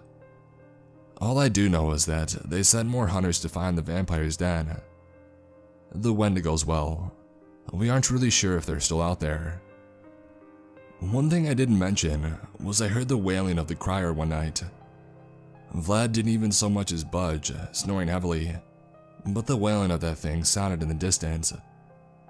I knew that it was hunting me, but nothing I could do now. Anyways, that's all I got time for now. This has been Ulysses. Hi there, Ulysses here, and this will be the final volume of my guide. I've taught you all how to deal with things from the Men in Black to nuclear mutants to Wendigos to vampires. But today is our final lesson. I'll teach you how to deal with the most dangerous of them all. This monster knows no mercy for others of its kind or its prey. Dozens have fallen to them. This monster, of course, is the one we call man. You see, while all of these things kill man, they do just what comes natural to them. We're the ones hunting them to near extinction. So today, we learn how to best man. But first, a story. After the nuclear vampire incident, that would make a great band name. I was put on leave, as was Vladimir. The bosses didn't like the idea of radiated mutated killing machines in the Nevada desert, so they sent in a death squad to clean up the mess. And that's when it dawned on me. See, these things were not pleasant, sure, but we made them that way. They were just defending themselves. We made them mutants. Did I ever tell you that I actually had a partner? Dude was a vet of this business, went by the name of Helsing. Went missing not too long ago. Investigated some cursed channel or something. Not important. I'm rambling, aren't I? Back to the story. After the job in the desert, I started having dreams. Vivid ones. A voice from a pit speaking to me, and disfigured men, looking like they were fused together. One of them, who wasn't fused to anyone else, had a really messed up back. The rest seemed to be gathered around him. "Find me," he spoke, and then kicked me into the pit. I didn't die though. Instead, I found myself face to face with something. It stood like a man, but its face was a mass of writhing vines and thorns. It took a branch like a finger, and grabbing my arm, carved coordinates into it. It spoke like 1,000 voices at once. "Find us." It was then that I woke up, my knife in my hand.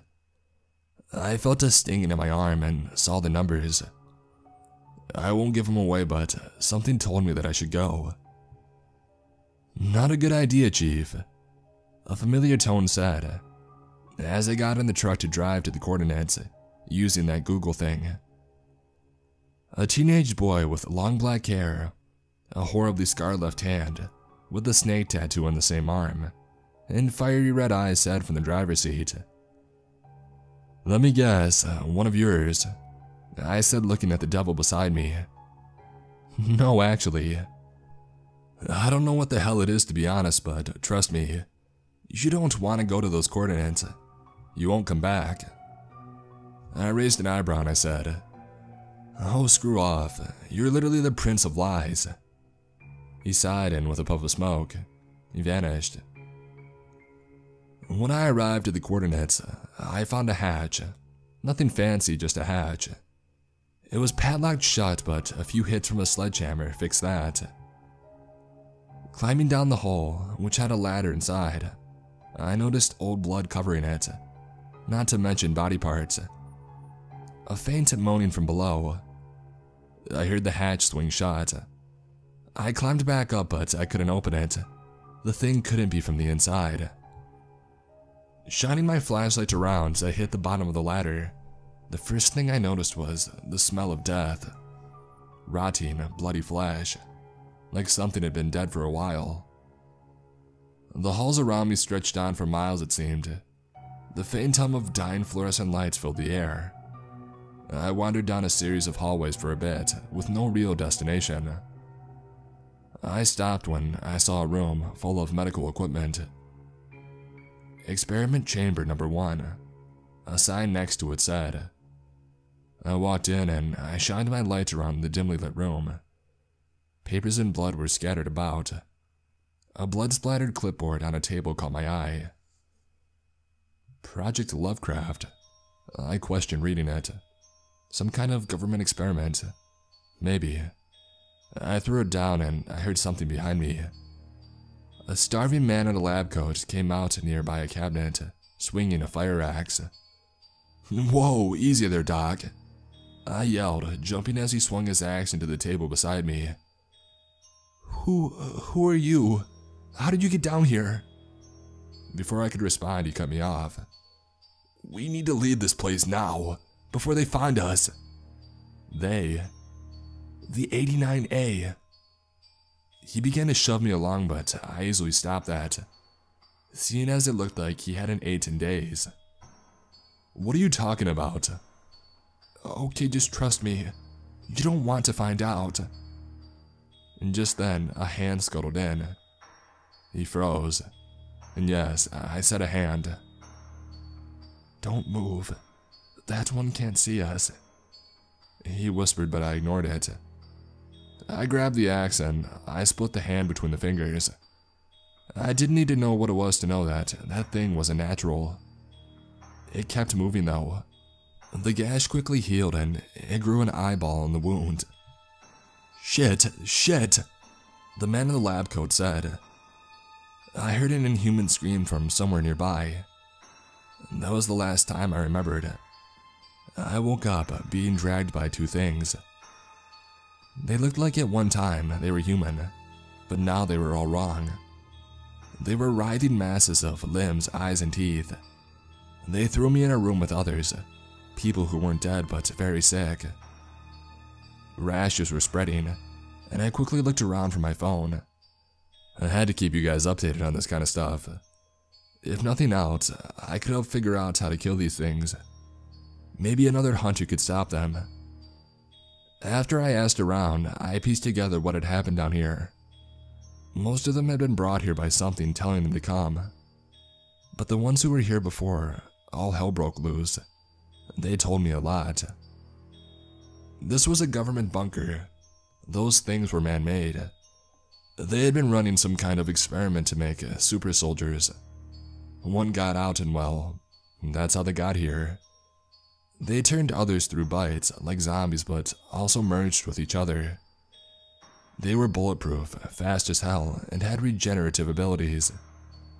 The hand I saw was a scout for one of them. They had been hunting anyone who came down here. "What can we do then?" I finally asked. "Wait to be eaten or turned," an infected scientist mumbled. "Why haven't they bitten me yet?" I asked him, and he looked up, looking surprised. "They haven't?" "I can help," a voice said from the corner. From the burned hand and snake tattoo, I knew who it was, but didn't acknowledge his true identity. His name tag read, L. Cypher. "Well," I said, "I can blow this place to home and back." "What does that even mean?" one of the infected said, and I replied, "Don't ask, but no, we need to get these people out of here." "Can't be done. Broken Man won't let us," another mumbled. "Broken Man?" A scientist laughed. "The escaped subject, Patient Zero. He controls the rest. Found the notes of our head researcher before he fully turned." I sighed and made a decision. Counting my bullets, 12 in total, I cocked my gun and I sighed. "I have an idea." And with that, I walked around the room and executed all the infected. They were too weak to do anything but watch, honestly.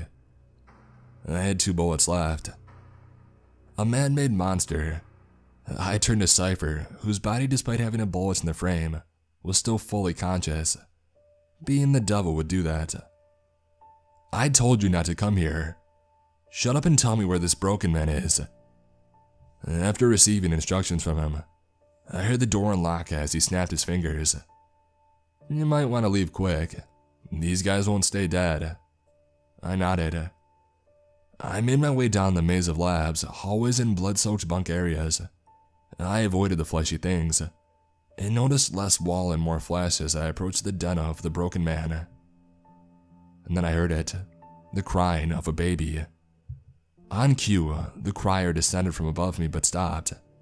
It turned its head and a normal human man approached it, but something was off. The dude had a nasty case of scoliosis, it looked like. He patted its head and spoke to it in an unknown language. I didn't hesitate to put a bullet between his eyes, but he didn't flinch. He instead cocked his head and spoke again in that language. He grabbed me by the neck, nearly crushing my windpipe, and he threw me to the wall. As hands collapsed out from inside of it, holding me down, I could feel them biting me. Yes, the hands were biting me, and he, wearing a smile, approached me. "Why must the chosen always fight back?" He said something, again in the language, and they let me go. Before I could do anything else, I passed out. I'm in an unknown part of the facility. There's a rash spreading, and I know that I'm dying. I'm posting this just to say goodbye, and to say screw humanity. And also tell the devil if you see him. He owes me $12. He'll know. I have a gun to my temple. My final lesson is that to kill man, it's simple. Just stop them from being human. This is Ulysses, for the last time, signing off.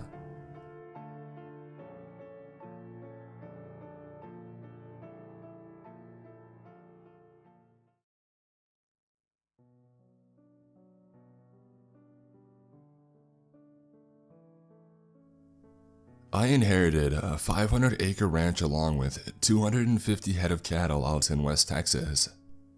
My great-grandfather passed it down the line until it eventually ended up in my hands, and it was his pride and joy. Growing up, he told stories of the cowboys who rode out west, settling land and setting up homes for their families. I was always awestruck at the surreal descriptions of their day-to-day lives, and how the rugged cowpokes and the horses they rode upon were able to keep towns fed, and their eventual start of rodeos and riding competitions that are still held today. Originally, my father was left with it after my grandfather had passed. He moved us into it when I was still young, along with my mother and my sisters, Allison and Angela. It was your typical ranch lifestyle growing up. My father would walk into my room at 4:30 in the morning, waking me up to go help him feed the cattle and chickens, along with the other animals we had at the time. My 2 younger sisters eventually were brought into the loop when they were a little bit older but were always treated like princesses. But when I failed a simple task like cleaning out the barn, there would be severe repercussions, ranging from a beating with a belt to not getting dinner. But my sisters would always sneak me some food, and my mother would always try to justify why I would be the only one receiving the harsh punishment. I guess looking back on it now, I understand why he was being so hard on me, We had a few extra ranch hands that helped keep everything running. I remember one of my favorite people to work with was this older gray-haired man called Pete. He had a thick, handlebar mustache and looked like your typical cowboy. He would always have a cigarette between his lips, and told stories about the natives that lived here long before us, and the spirits that supposedly haunted the land. My father didn't like it due to the fact that I would always have nightmares after. But the stories were what I always looked forward to when I got out of school and I had finished my chores. I never really experienced any paranormal events. The only thing that I had witnessed that truly left me in complete awe was when my father and I found a mutilated heifer that was torn completely in half. It was strung up in one of the trees out in the pasture. It wasn't uncommon to find a dead cow or two, but the way that it was strung up in the tree, it defied all logical explanation. My father was prepping me to run the ranch as I grew older, but teenage me had different plans at the time. I had enlisted in the military my senior year of high school, and this pissed my father off so bad that he told me not to bother coming back once I had graduated boot camp. They were harsh words, but I was used to it. When writing home, I'd always get letters back from my mother who would give every detail on what happened that day, or what was going on in town, and it always kept me in high spirits.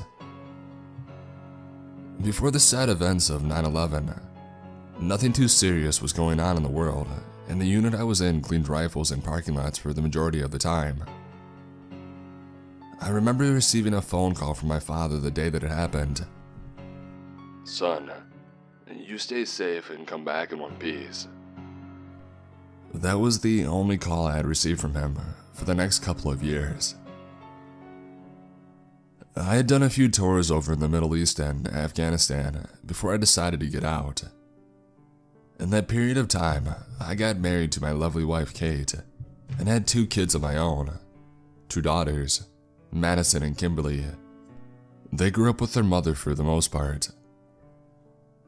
It was a strained relationship thanks to the constant moving and the fact that I would be gone for 6 months at a time.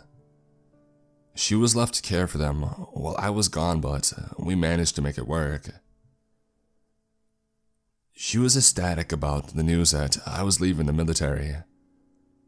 It was around that time I was told about my father, who was fighting stage 3 lung cancer. I packed the family up, leaving North Carolina, and I headed down to Texas. We spent the remaining hours of my father's life by his side. We talked about the crazy experiences that we had been through, and how being a parent was one of the hardest things in life. When I was the last one in the room with him, he told me something that I didn't completely understand until now. "Son, the ranch is a huge responsibility, and everything you have experienced in life has led up to you taking care of it. Whatever you do, don't leave it, no matter what happens, Chris. Promise me that." He spoke as tears swelled in his eyes. "I promise." I held his hand. His grip was weak. It was no longer the strong and calloused hands that he had worked hard with. He eventually passed, leaving behind the ranch in his will. This will stated the ranch and its assets would go to the eldest child of the family, and that happened to be me. My younger sisters didn't care much. They had moved to different states and had families of their own, and they were doing quite well. Everyone came down to the ranch after my father's funeral. It was a typical Texan wake. There were tons of alcohol and barbecue passed around that night, in honor of the hard man that was my father, before leaving back to their homes. My sisters were the last to leave, and they said their goodbyes, leaving my family alone on the 500 acres of open Texas plains. That was 12 years ago. The ranch itself consisted of a 2-story house and a small living area for a few ranch hands on the eastern side of the property, as well as a large barn and a few chicken coops, and a horse stable on the south side of the house. The rest was just open, arid plains filled with plenty of wildlife. I spent most of the day tending to the livestock and helping out with the repairs to the horse stable. Something had torn a few of the thick metal bars on one of the stalls from its housing. One of the ranch hands said that it was some kind of dog that had done it, but I brushed it off as some wise-ass telling ghost stories to the new guys. Or one of the hands was baked when he was doing the rounds and had slammed into it with something. "Take care, boss." One of the ranch hands gave me a quick wave as he headed towards the beat-up fort, with the rest of the ranch hands. "I'll see you all in the morning. Eat a large breakfast, we have a lot to do." I yelled towards the group. They had just gotten paid and were probably going to spend their allowance at a bar or some casino up in Oklahoma. My 2 dogs, Maxim, a tan lab mix, and Zeus, a spotted border collie, ran around trying to round up a few cattle that had strayed too far from their herd, as I took off my worn work gloves, setting them on the hood of my old truck. "Maxim, Zeus, let's load up." The dogs came running over, jumping into the bed of the truck. After a few minutes of driving, I pulled up to the house. After putting the dogs up, I headed inside. Kate was making supper to a country tune. "How's work?" she asked, dancing over to me. "Good, I had to fix up the horse stable."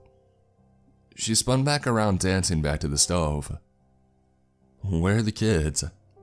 I asked, noticing the lack of complaints about not having good cell service. "Oh, they're still cleaning out the barns and chicken coop." "Honey, wake up. There's something in the barn." My wife shook me violently, waking me from a deep sleep. What? I blinked a few times, trying to wake up. Her red hair was a mess. "There's something in the barn," she hissed, clutching my wrist with a death grip.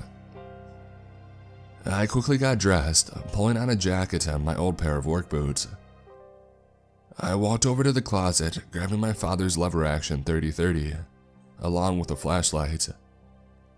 "I'll go check it out. Stay inside."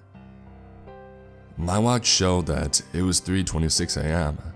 as I made my way down the hall. "Dad, what was that?"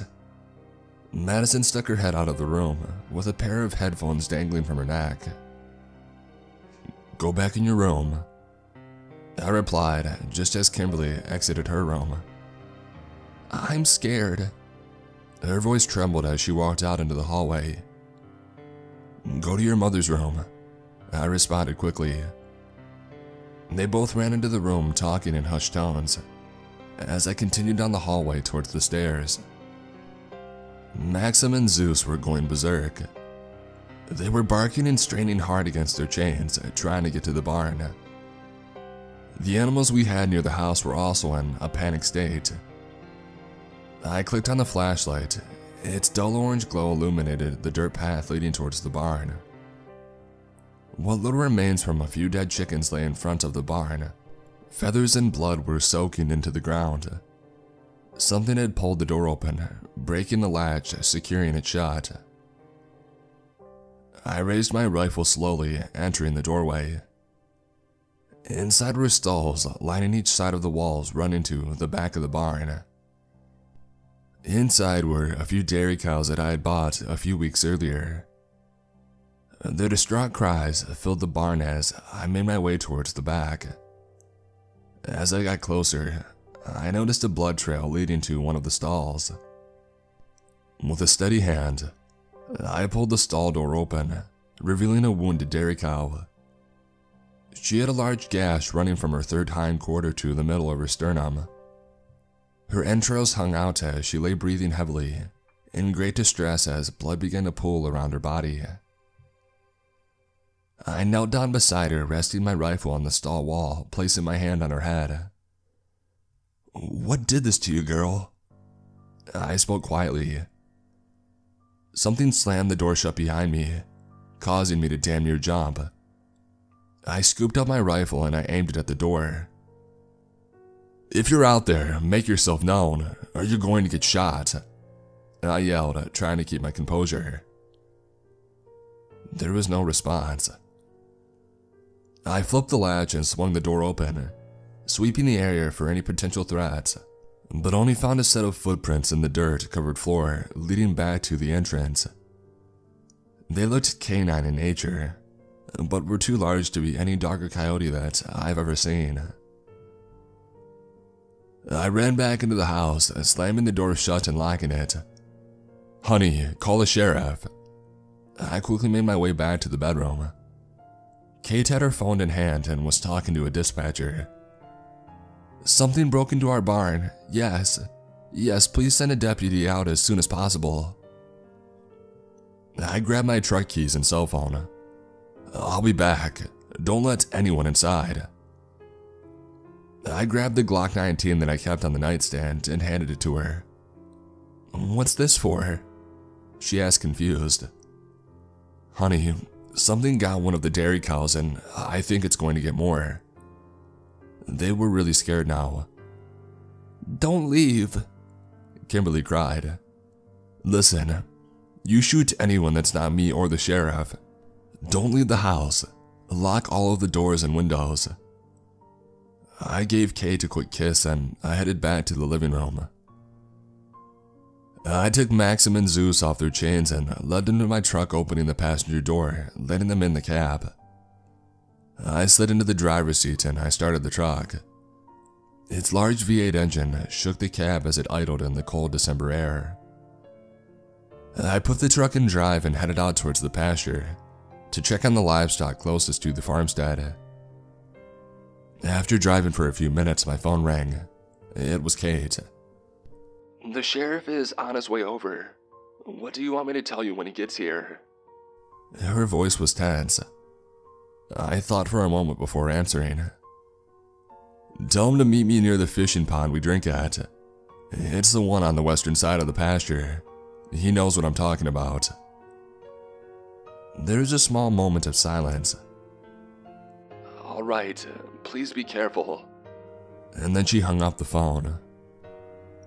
The only sounds in the truck now were coming from the two panting dogs and the low hum from the radio. After a few more minutes of driving, I arrived at the fishing pond.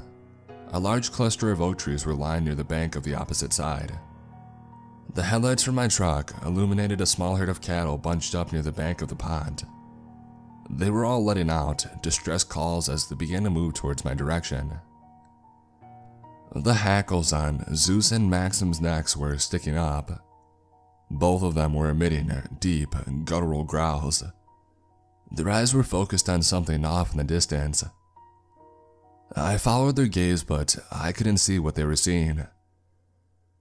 I exited the truck, leaving the dogs inside with the windows cracked cautiously, making my way towards the bank. The herd was walking around me when I spotted it. Two large yellow eyes piercing through the darkness at me. I glanced at one of the cattle scurrying by for a split second. It had a large chunk missing from its right flank, and a large jagged claw mark running down its ribcage. The dogs were barking wildly in the truck now, as the cattle began to run in a panic. I could hear the sound of heavy footsteps getting closer and closer as I began to backpedal towards the truck. I could barely make the outline of it as it closed the distance on all fours. Adrenaline was burning through my veins as I raised my rifle and started firing at it. Time seemed to speed up as I cranked the lever, feeding in a new round after every shot. Why the hell did I bring a lever-action rifle? I cursed to myself for not bringing my AR as I ripped the driver's side door open trying to get in. Before I was able to get a foot in the door, Zeus and Maxim jumped out, hitting the ground running at full speed towards the creature. "Get back here!" I yelled to no effect as they circled the monster. It was in full view now, its figure illuminated by the headlights of my truck. It looked like a massive humanoid dog on 2 feet, with large, sharp claws. The creature swung at Maxim and Zeus, trying to get them to back off. Huge plumes of smoke came from its mouth and nostrils, with each swing, but they didn't budge. Zeus latched onto its hind leg, causing it to let out a deep cry. It swung again at Zeus, sending him tumbling off into the brush, and this only pissed off Maxim. Maxim latched onto its left bicep, shaking his head like a deadly game of tug-of-war. I continued firing into the creature's chest before he swung Maxim into my lane of fire. I immediately stopped firing, fearing that I would shoot my dog. And that's when I saw the flashing red and blue neon lights from a sheriff's vehicle bouncing off of the treetops.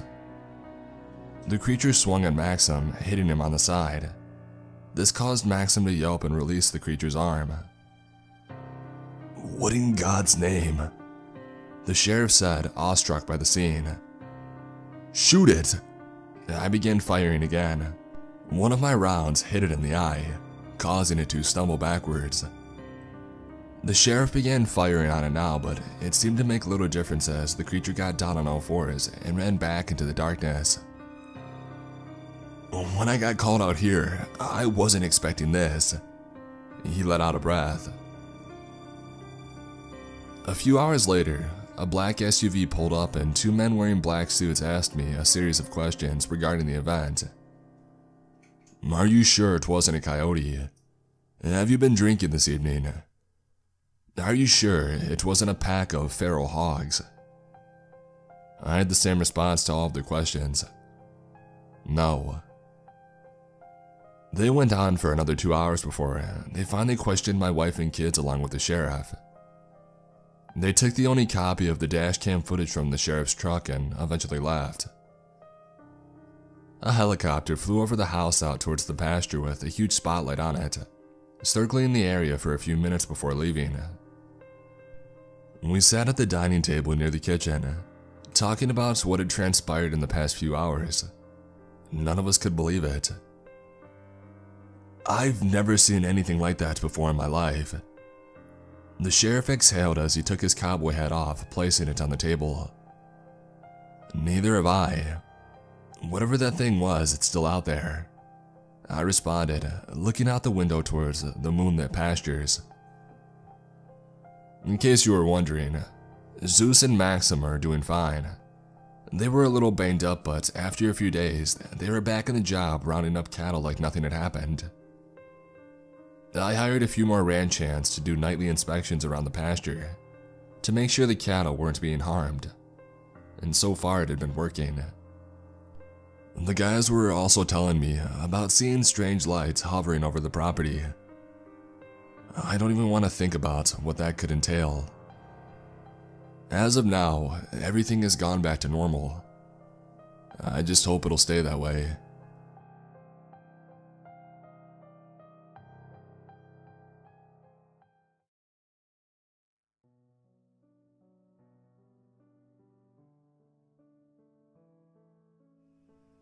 For as long as I can remember, my father has been irrationally afraid of mimes. I've seen him get reduced to a sweating, quivering mess at the mere sight of them. No one knew why this was, as he would always angrily brush it off whenever he was questioned about it, and pretend that they didn't affect him at all. While this had become a running joke in the family, I was always curious about the reason behind this odd little quirk of his. Well, this Christmas, I finally got him to spill the beans after filling his stomach with copious amounts of cake and wine, and I took his story down almost word for word on my phone. It really is something, I can tell you that. You really want to post this on the internet? It sounds extremely unbelievable, so don't be surprised if they accuse you of making all of this up. Geez, where do I even start? So, you know that I came to this country back in the early 90s, right? It was a couple of years before I met and married your mother. Times were tough for someone like me back then. I had to work 2 jobs just to put food on the table and have a roof over my head. Even then, all I could afford was the rattiest apartment in this decrepit old building in a crime-infested shithole of a neighborhood. Like it was so bad that you couldn't get a good night's sleep without hearing at least one gunshot each night. Just a moldy, crumbling place to live in. Now my second job was basically a weekend thing, where I worked as a bartender at the local strip club. It was called The Rear End. Hilarious. It was trashy and not something I'm particularly proud of, but working at a strip club sure beats sleeping on the streets, I can tell you that. What's that? Yes, your mother knows. We just don't talk about that part of my life. Don't look at me like that. Those women were some of the bravest, most honorable people I've ever known. Anyway, my job meant that I would come back to my apartment late. I mean 2 or 3 a.m. late. I need you to understand how late it would usually get those nights, so you can truly appreciate just how bizarre what I saw in the elevator that day was. It was a Saturday night. I remember it well. I was exhausted and I just wanted to go back to my bedroom as quickly as I could. I got into my building, lumbered over to the elevator, and saw a freaking mime waiting for me there. You know, makeup, white face, blood red lips, a striped shirt, the whole shebang. He was holding a string tied to a balloon in one hand and waving with the other at something in the distance with this weird, lifeless smile plastered on his face. And his hand wasn't moving naturally either. It had this weird robotic or doll-like quality to it, like it was something mechanical, you know. He jerked his hand left, right, just smiling at something far off into the distance, behind me with these wide, unblinking eyes. Oh yes, there absolutely was just a wall behind me. Nothing else, which is what made it so creepy. I mean, I've seen all sorts of strange shit in this country, but nothing has come close to seeing a freaking mime in the elevator of my apartment building at 3:30 a.m. in the morning. Needless to say, I was thoroughly creeped out and decided to take the stairs to my apartment on the 9th floor. I didn't actually have this belly back then. I was in decent shape, so that climb, while tiring, wasn't impossible. Sometimes I would even climb up and down those stairs for exercise. I guess what I'm trying to say is that I wasn't worried about climbing up all the way to the 9th floor, and so making the decision to use the stairs wasn't very difficult. I think I had reached the 4th or 5th floor when I noticed something moving from the corner of my eye. I paused, turned around, and there he was, climbing the stairs a couple of floors below me. Have you ever seen those old silent films? Ever see a character tiptoe around in an exaggerated manner when they're trying to make it obvious how important silence is? Well, that's how he was walking, with his hands balled up into fists in front of him, and climbing with these freakishly long strides, jumping over multiple steps at a time, only using the tips of his toes to pull himself up.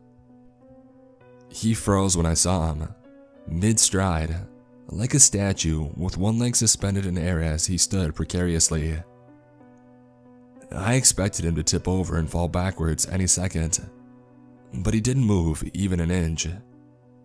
It was like he had turned to stone. Not all of him, however.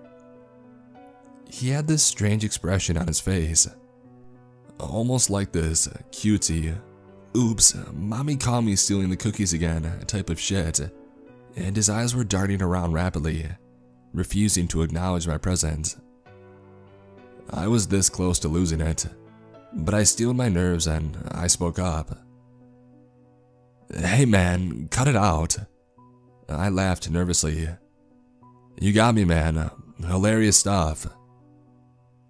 I tried to rationalize it to myself, that it was nothing but a prank, or a practice performance or something, you know. I don't have any money, man, I added. I'm dirt poor, so you can stop now. And with that, I picked up my pace and I started running upstairs. My blood ran cold as I heard him start moving again, much faster this time, but in the exact same motion. I looked behind me again. Crap, he was just one floor below me, again turned into this living statue. But he was so close to me this time, I could see the whites of his eyes as he stared off into the distance.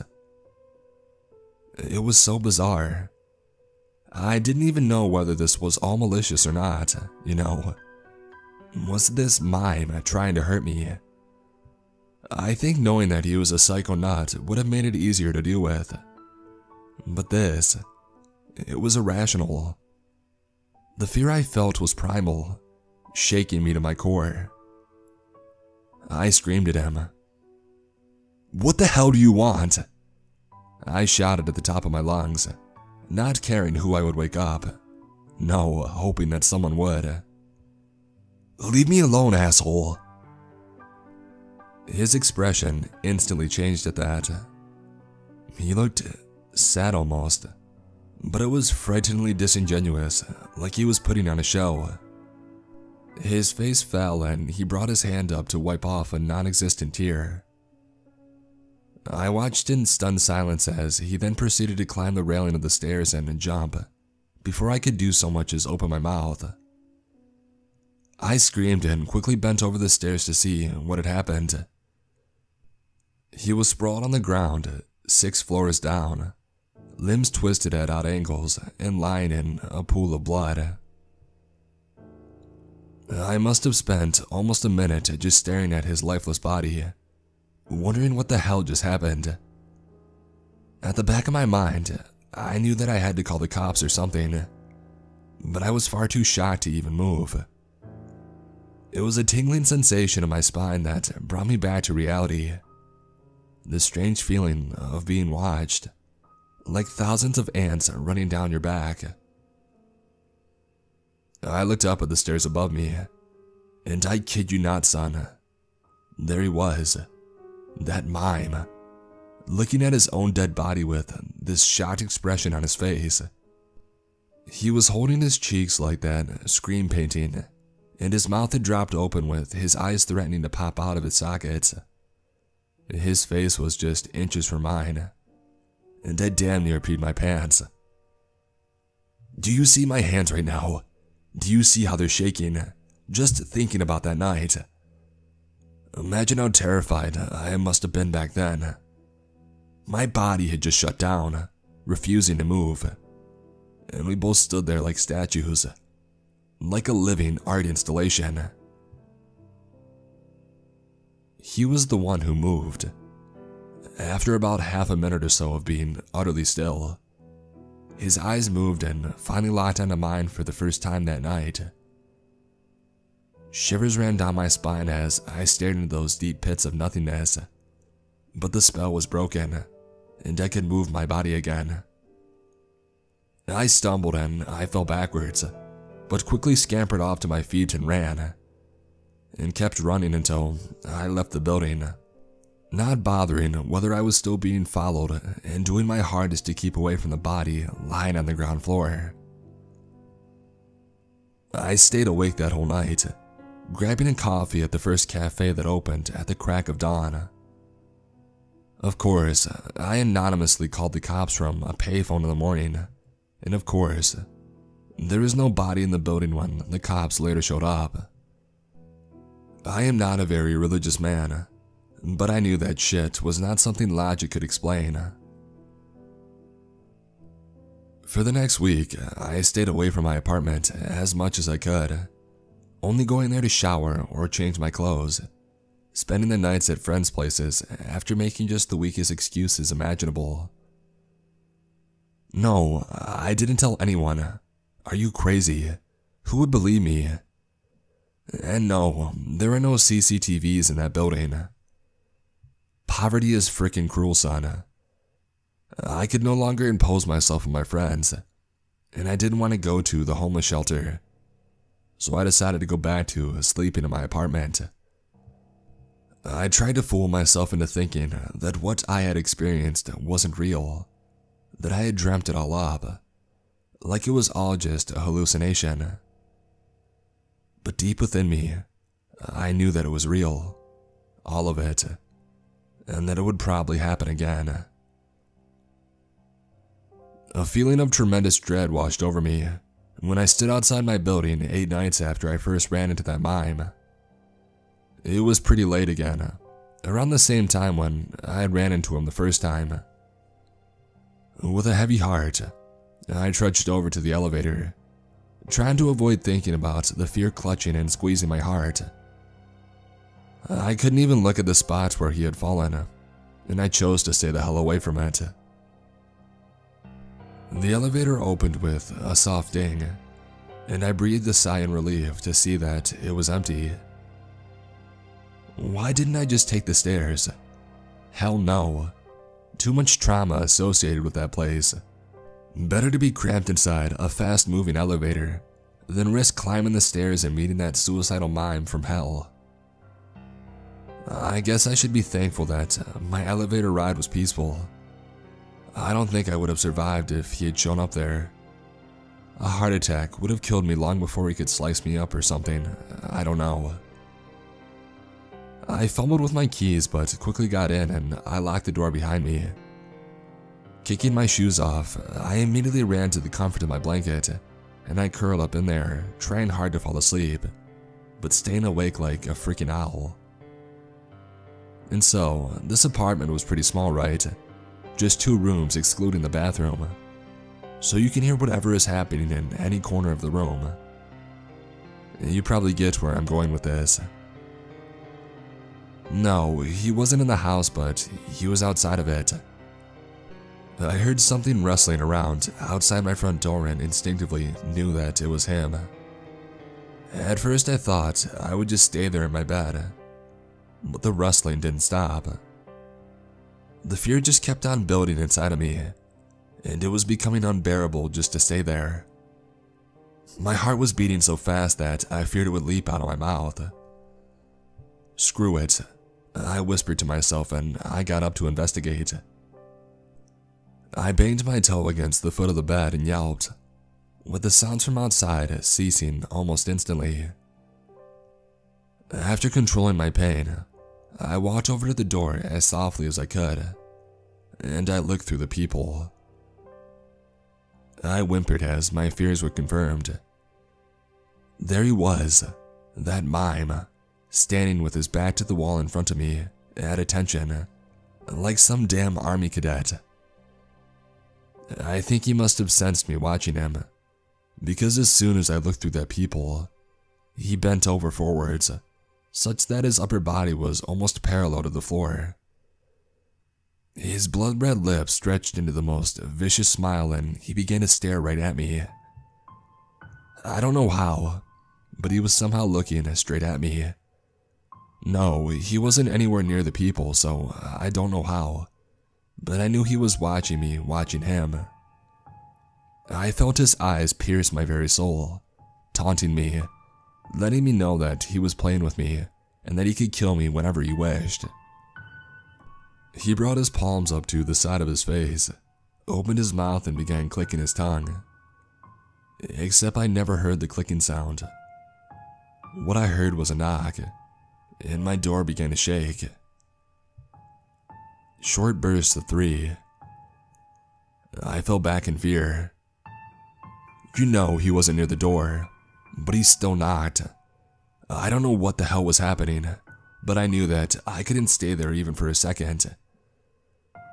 I climbed out of my window and began descending using the iron emergency exit stairs attached to the side of the building.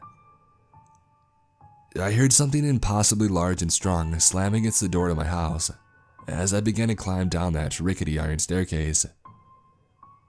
My door gave in with a painfully loud crunch and I almost fell down. Why didn't anyone come out to check what was happening, you may ask? Well, people mostly minded their own business. Home invasions, murders, drug deals gone wrong. It could be anything, not necessarily something demonic. At one point on my way down, I considered just jumping. I was that terrified. But I shook my head and continued to fight for my survival. I was soon free. I was out of that infernal building and panting and catching my breath in the streets below.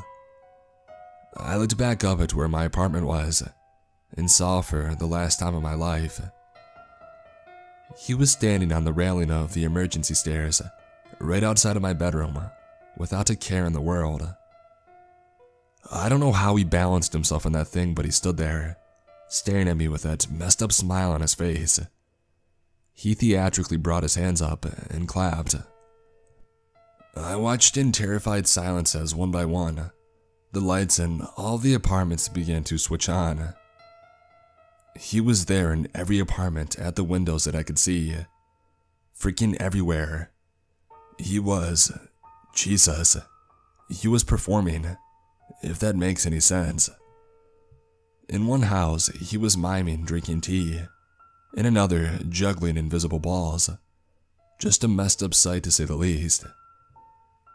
But the original one continued to stare at me, and then with another clap, switched off every light in the building and disappeared, leaving me shivering in the darkness.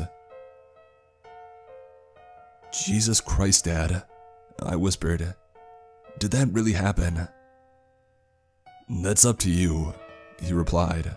I know what I saw. So did you get back there again? I asked. He shook his head furiously. Never in the night. Never again. I moved out as soon as I found another place. What happened to that building? He sighed. I kept tabs on it. The owner had to sell it to a builder. It just wasn't profitable anymore. A bunch of suicides occurred there, like 2 to 3 each year for half a decade. A bad omen all around. The new owner tore it down and built a shopping mall there. A shopping mall? Which one? I asked, and he looked at me blankly. You don't mean... My blood froze as the realization sunk in. They have a mime performance in the amphitheater there every month. He nodded.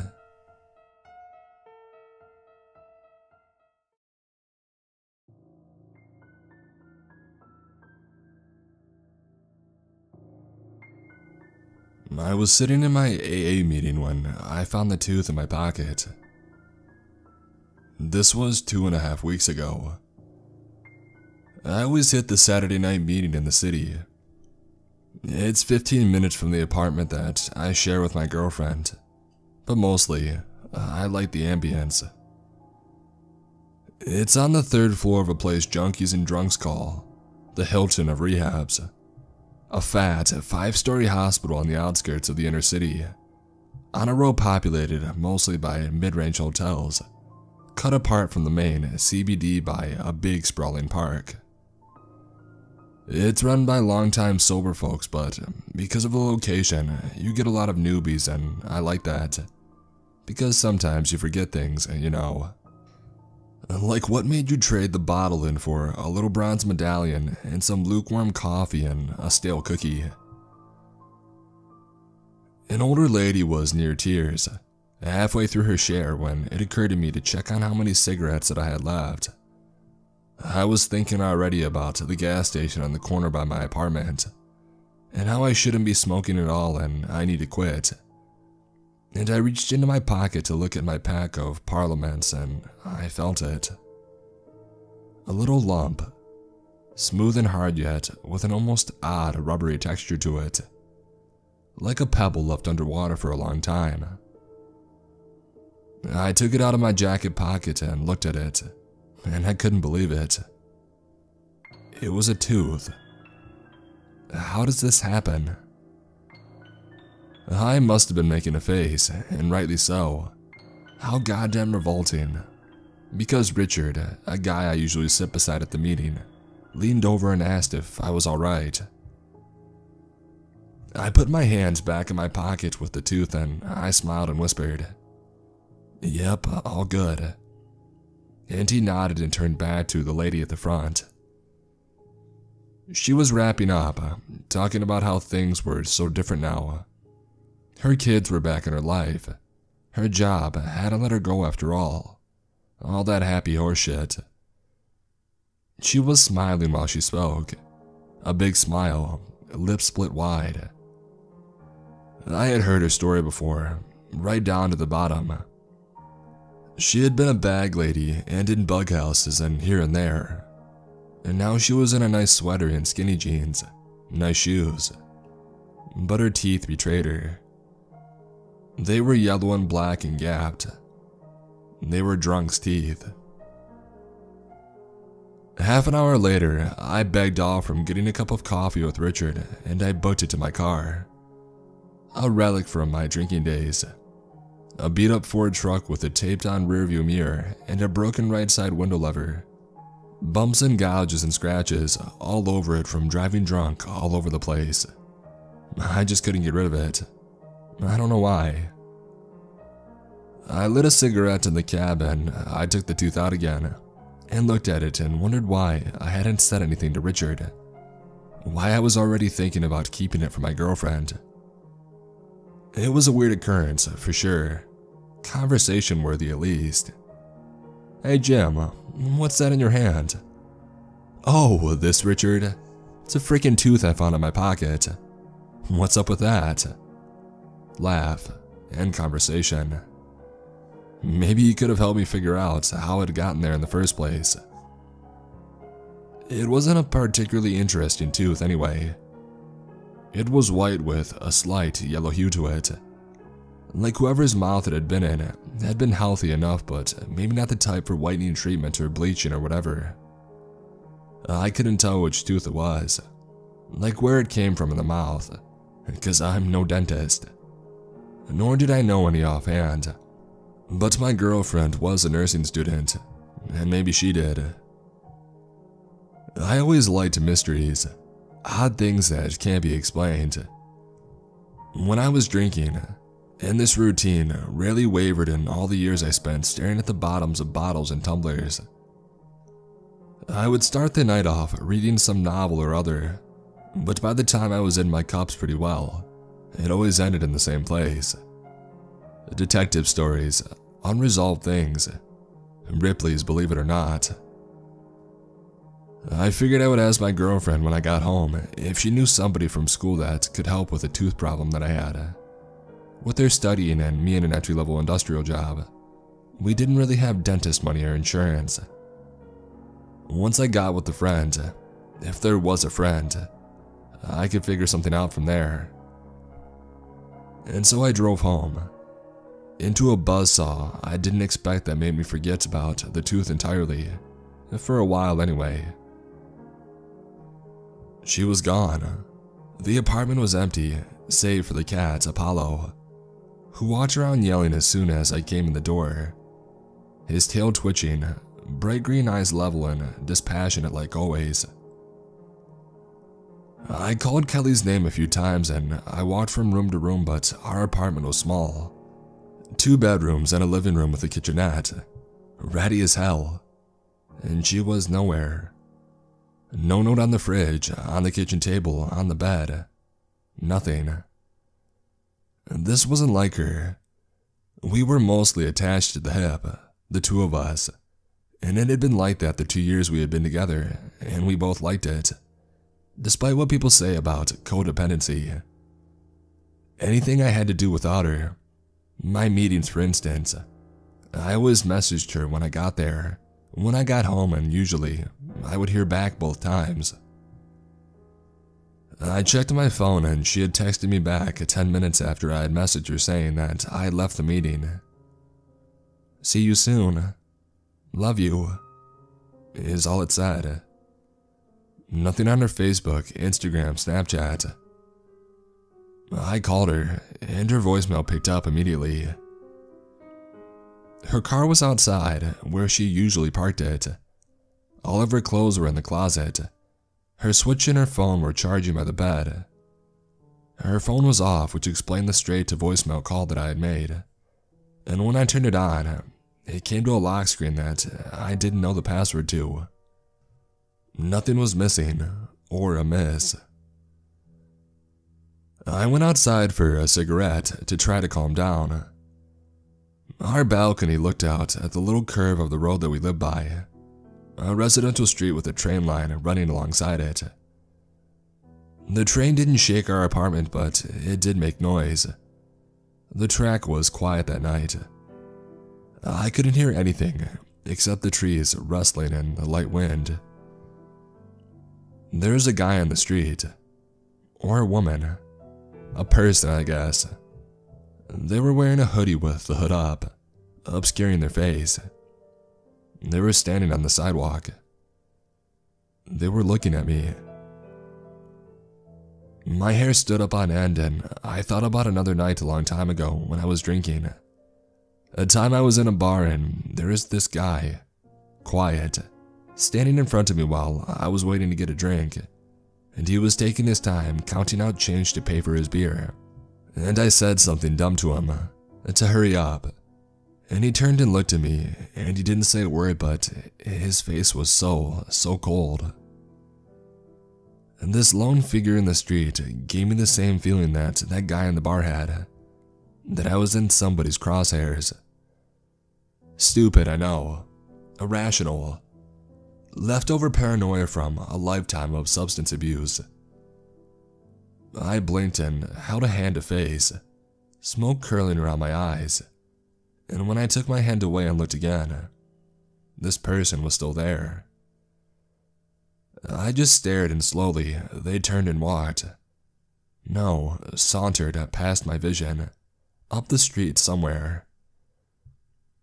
It wasn't much later, I called the police. The cops didn't do much. Do they ever? I felt stupid at first for calling them to begin with.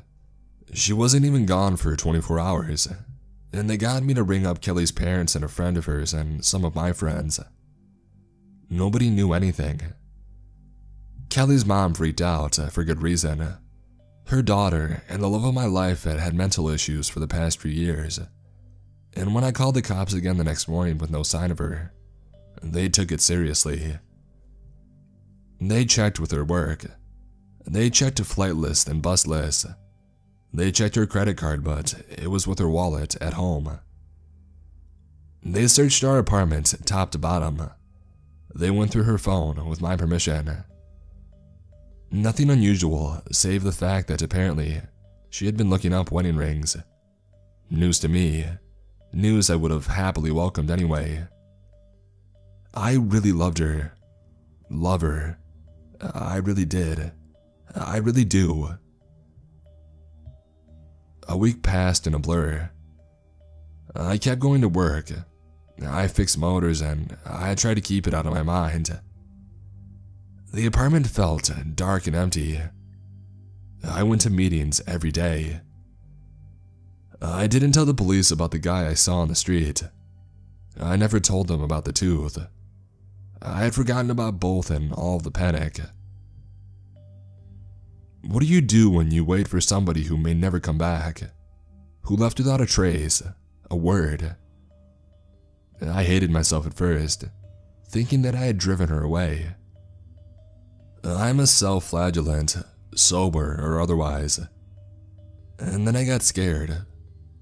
What if she was hurt? What if she was taken? I chain smoked and I stared at the walls and the laptop screen. I stayed away from bars and liquor stores. If she came back, I didn't want to be drunk, no matter how fragile I was emotionally, how much I could feel my sanity draining. The first day of the second week of her disappearance, I got an envelope full of teeth in the mail. I checked the mail diligently every single day since she had disappeared, in case she sent me a note, or somebody did. The envelope was plain, white, like you would get from any post office. It had no stamps or writing on it. I could feel the little lumps in it as soon as I had picked it up. Could see the outline on the stark paper. I took it upstairs to the kitchen table, cluttered as it was with missing person posters I had been putting up myself, and I opened it and watched them tumble out onto the cheap formica. 6 teeth, like the one that had been in my pocket. Small, even looking. I stared at them and then went to the bathroom and kneeled and threw up, thinking of mornings hungover doing the same thing. I did that until my stomach was empty. Better than the drinking days. No blood. I flushed it away and I went to make a phone call. I don't know why I didn't go to the police. I really don't. Maybe I distrusted them after the way they had handled their disappearance and the basically zero effort they had been putting in thus far. Maybe I was afraid they would blame me or think I was crazy. The teeth had to be connected. They had to be. The same night I found one in my pocket, she disappears. A week later, I get an envelope with half of somebody's enamel in it. 1 + 1 = 2. I knew that much. Instead of calling the cops, I rang up one of Kelly's friends who rang up another and another until I got put into contact with a dentistry student she was acquainted with. He was a nice guy. I'd actually met him at some party she had taken me to once. For a brief time we were together when I was still off the wagon. He hadn't seen me blind. Thank God. I met with him at the university. It had some lab room with big long tables and microscopes, and equipment that looked like something a torturer in medieval times would use, and he spread the teeth out on a white sheet and he looked at them. "You say you found these in your backyard?" "Yeah," I said and realized that I was sweating. I wiped my brow, wishing we could be doing this at Charlie's or the Thorn Bush or the Night Call, or any of the bars that I used to call my second home. Or that I could at least smoke in this freaking building. In the backyard. I was just curious as to what they were. If they were like human or whatever, you know. Right. I wondered if he knew about Kelly and I dismissed the thought. The cops had been keeping it quiet. It wasn't plastered all over the news or anything, and he would have asked me about it in connection to this weird request if he had known. But then again, why did I care? Why did I feel so odd and suspicious? "Well," he went on, "these are definitely human teeth." Jesus Christ. "Don't worry, it's odd, but they don't look damaged or anything. Like I wouldn't say they came out of somebody's mouth as a result of trauma." He picked one up with a pair of very thin tongs. No abrasions, but no pulp or anything either. It's like they were grown in a lab or something. They're pretty pristine, if a little yellowed, but that's only natural if they were outside. I would say they came out of a mouth naturally. It might be somebody's kid's teeth. You know how some parents hold onto them after they do business with the tooth fairy. What? What did I say? I stared at him. Something was rising in me and I swallowed against it. "You say these are kids' teeth?" He nodded. "Yes," he said. "Definitely baby teeth." There wasn't much more that he could tell me. I thanked him and I took my teeth with me, and in the parking lot, I threw up as discreetly as I could beside my car. When I looked up, over the hood, at the edge of the parking lot beside the busy freeway the university stood beside, I could see that figure again. Dark loose pants, a hoodie, the hood up. They stood against the falling sun and were in a shadow. They were still. They were staring at me. Noise filled my head, like a million animals screaming at once.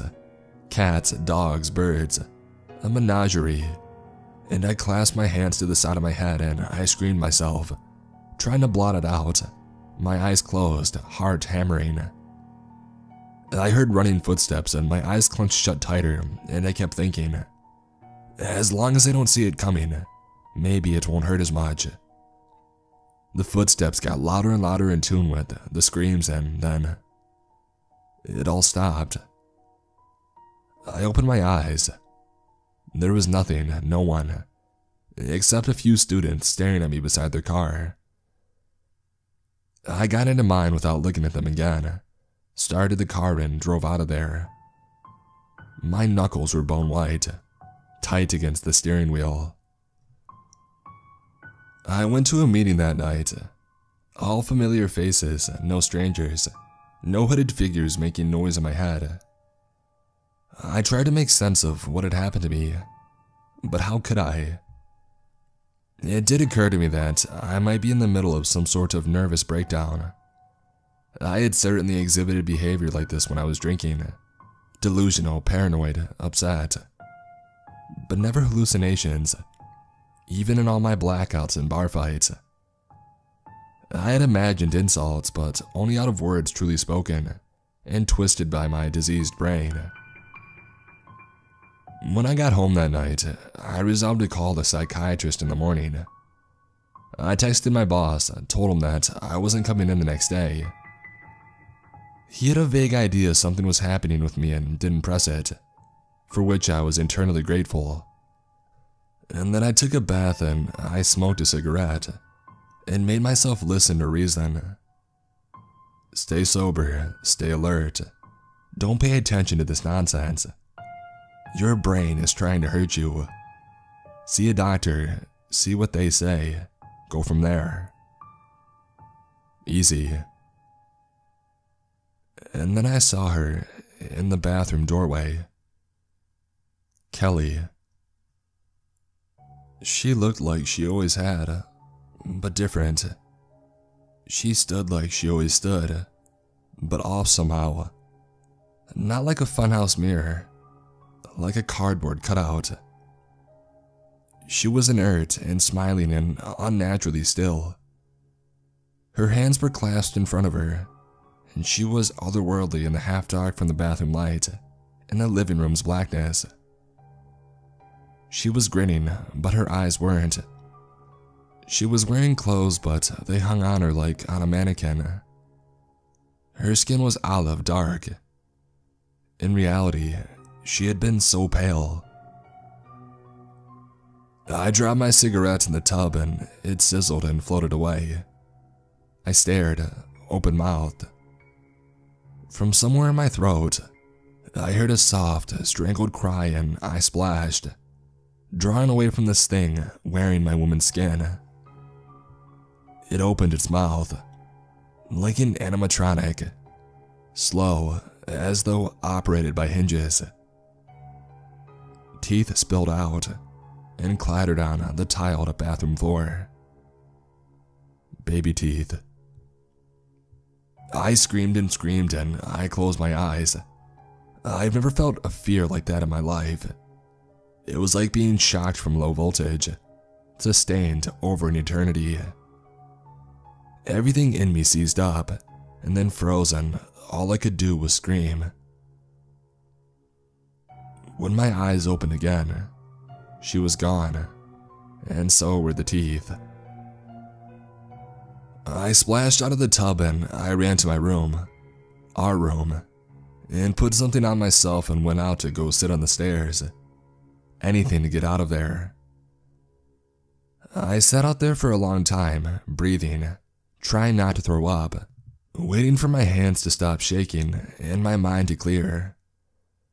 When I finally got the nerve to go back inside, to go back to that bathroom, the water was drained from the tub and there was a carving on the door, near where that thing that looked like Kelly had been. It was black, like it was scorched into the wood, but smooth to the touch.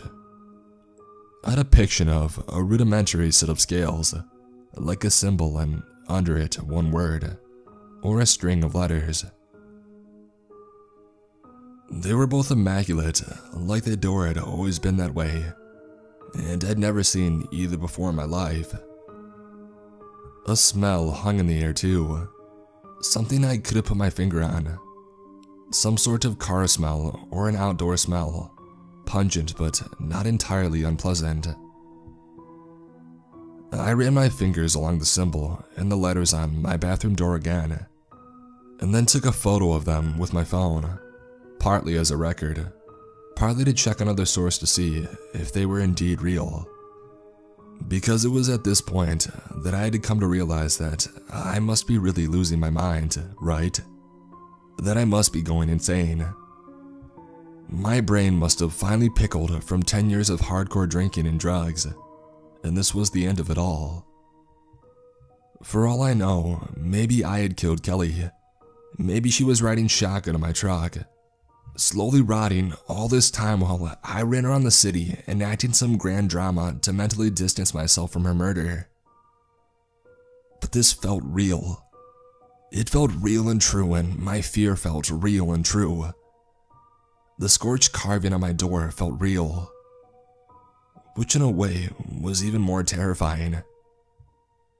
A shrink couldn't save me from whatever this was. This has gone on a little long maybe, but I want you to understand. There has to be some kind of record of this, because if I kill myself or if I die, or God knows, someone has to know I didn't do anything, that this happened to me. You can understand why I haven't gone to the police. They would put me in a bug house, write me off as some crazy drunk, or worse, blame me for her disappearing. A partner with a few drunk and disorderly arrests, a few DUIs, a history of alcoholism. It's the perfect suspect in a disappearance, right? I've canceled the shrink appointment. Today, this afternoon, I'm going to see a friend of mine, a teacher. He teaches history and may know what that symbol is all about. Or what the hell Nahuatl is. You see, I googled those letters. That word. It's some language.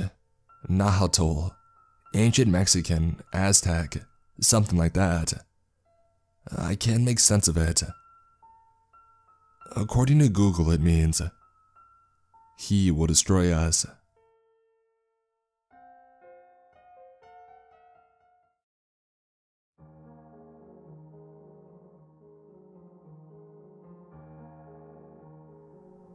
Some context.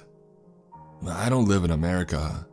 There's no basement or attic we use as storage space. Instead, we have this small room connected to the living room, which doubles as a bomb shelter and a storage area. My family is Chinese and we are religious Taoists. We believe in ghosts, afterlife, and whatever else. Not me though. Blame it on the net and stuff. There is always a scientific explanation of sorts. A leaky pipe and the likes. There's always superstitious beliefs in my household, and not without reason. It's bad luck to enter the hotel room without knocking first. Enter with your left foot when visiting hospitals or houses. Do not cut your nails at night. Don't tap people's shoulder, as their light will burn out and things will follow you home. Those are stories for another day. Today, I would like to talk about my storage room, commonly known as a storeroom. We live in a very tall, multi-story apartment. They're cheaper than houses here. There are about 6 units per floor out of the 18 floors. We didn't pick the 4th floor, as it's an unlucky number that resembles the Chinese word death. And we didn't pick the 18th, as it represents the levels of hell. You get it, really superstitious and stuff. We missed a good location and got stuck with one at a mildly inconvenient location. It's not too bad, I guess. Back to the main point. We have a storeroom which was painted white to match the house theme. It was there since we had moved in earlier this year. There were 2 door handles, one of them painted silver, which was normal, and the other was painted matte black and out of place. The weird thing was not that there were 2 door handles, but that it was situated right opposite each other. The door only opens one way. The housing agent told us something about a misplaced design that got through, and honestly, we didn't care much, as it was always an interesting feature that stood out when guests came over. I neglected to mention that I have a thing for storerooms. The warm, musky smell is really comforting to me. I occasionally open the room to take a whiff before closing it. I'm not sure if there are any health implications, since it's mostly dust. My sister, I'll call her Emily, since we both only have Chinese names and it's tough to remember. We always play hide and seek in our small apartment. Sometimes we hide in between our bed. It has a bottom layer which you can pull out to sleep on, and we share a room. At that time, we were tiny enough to squeeze into the gap. She never could find me there, and I never revealed it to her. Another place I loved to hide was the storeroom. There are plenty of shelves attached to the wall. It's structurally safe. I would always climb to the upper corner near the blind spot, and she could never find me. Sometimes we play find the object instead, because it's easier, and the storeroom is the best spot with everything being thrown there anyway. One night, I was getting up to drink some water due to having a sore throat, and on my way back, I wanted to take a whiff of my favorite smell, and I opened the room. Except it was dark and my muscle memory had failed me. I reached out for the knob nearest to the kitchen, which was the non-functional one. I pulled it anyway, knowing that it would not open because I guess when you already twist the handle, you would pull it automatically. The inside was the same. It was the same old storage room we had used all the time, but it shouldn't have opened.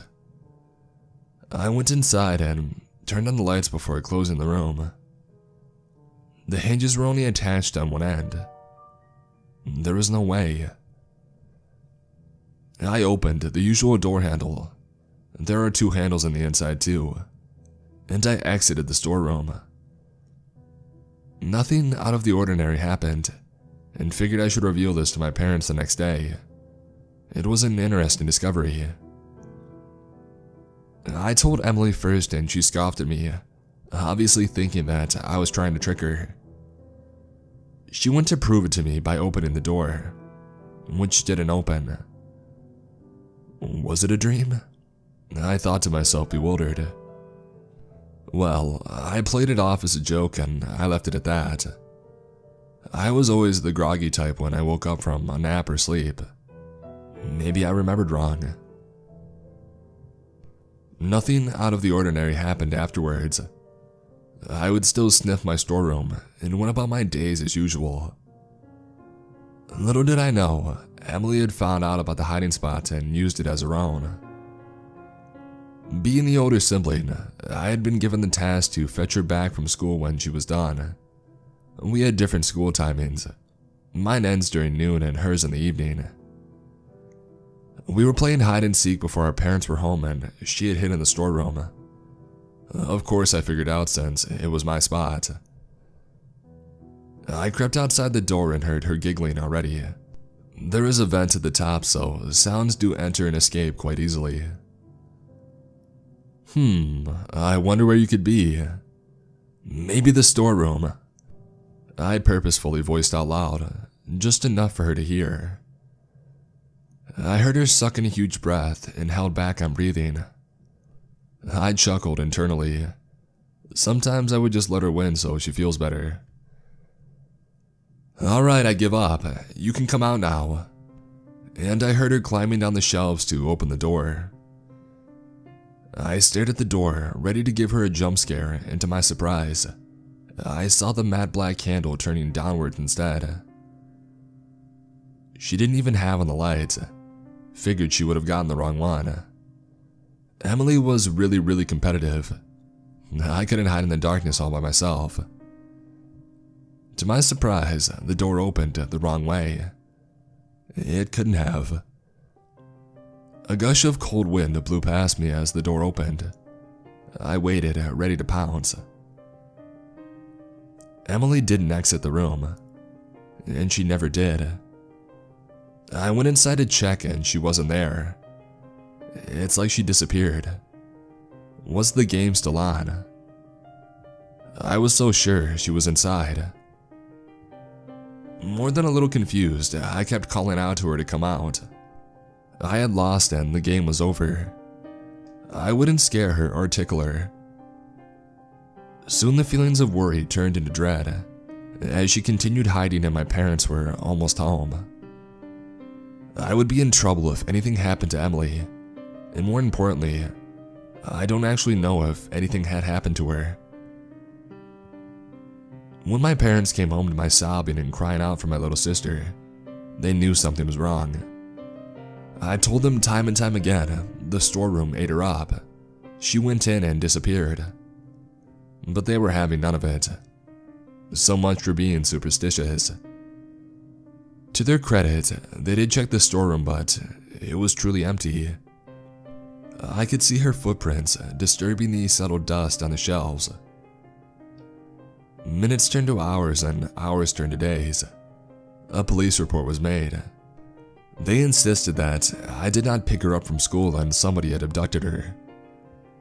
A solemn silence came over the household, and I was largely ignored and blamed for the disappearance of my sister. They couldn't even look me in the eye anymore. A week later, the arguments began. Why weren't you more responsible?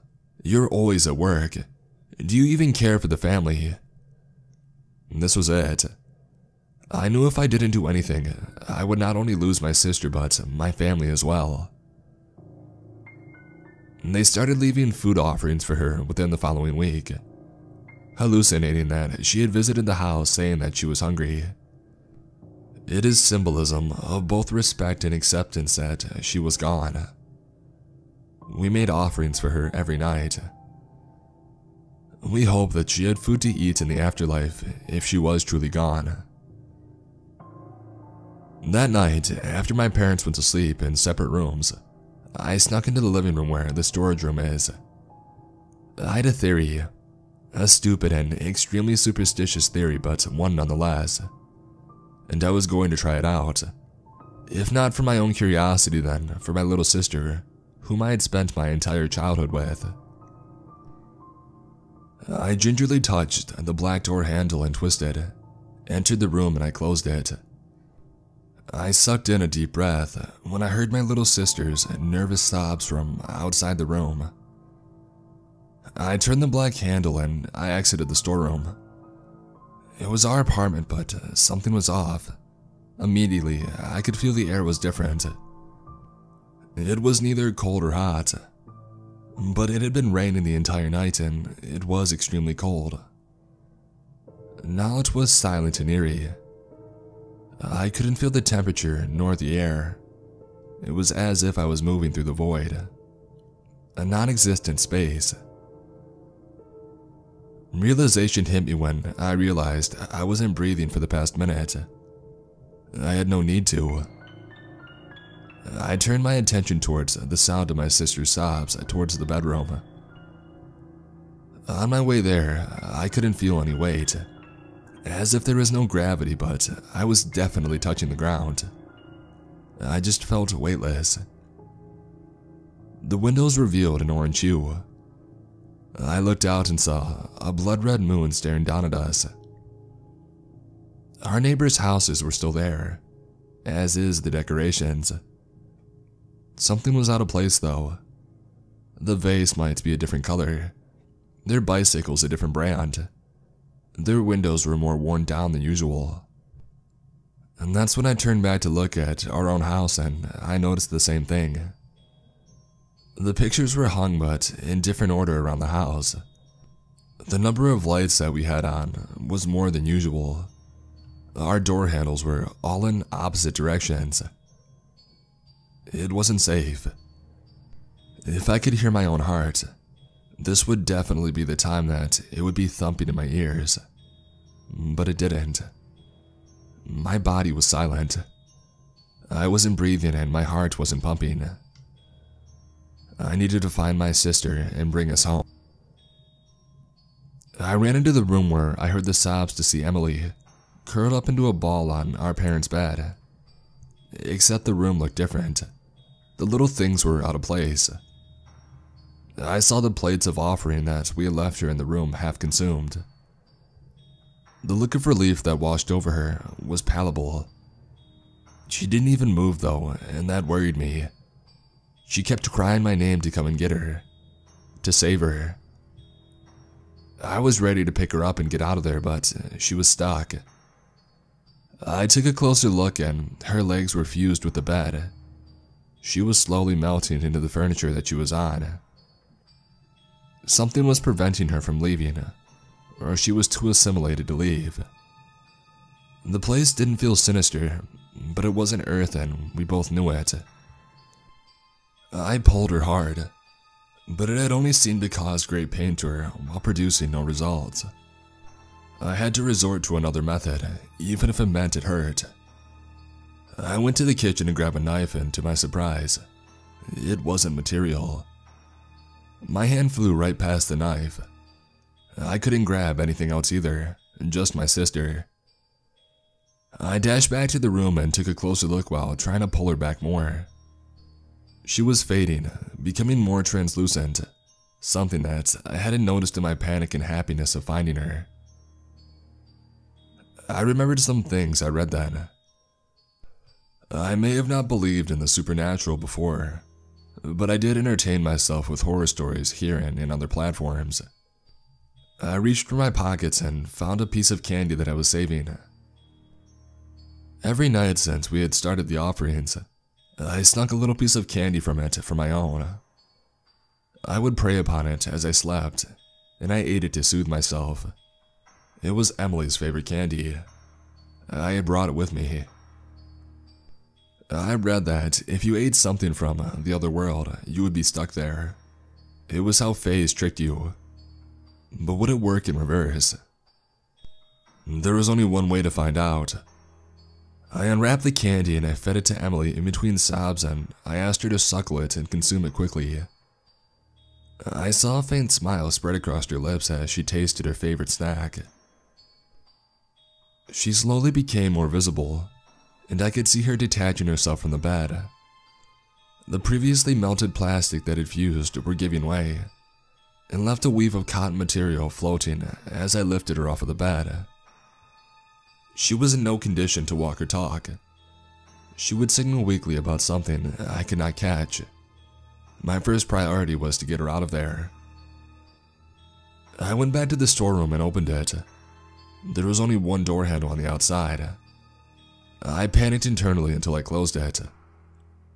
Two handles on the inside, and I knew the silver one would lead me home. I opened the door to find myself in the familiar lights and smell of our room, and the sight of our very distraught parents.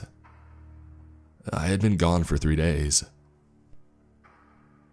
We sent Emily to the hospital straight away and called off the police report. There was no explanation for it, and there was no need to waste resources. We said that she got lost and we had found her. She was really weak when we got her back. She could barely stand by herself and wouldn't or couldn't speak properly. It took months of therapy for her to walk again, another month to speak, and in the following years, she would never step near the storeroom nor enter her bedroom by herself, always requiring somebody to open and close it for her. It took years of therapy to move on from the incident, and another few to not be afraid to sleep with the lights off with the door closed.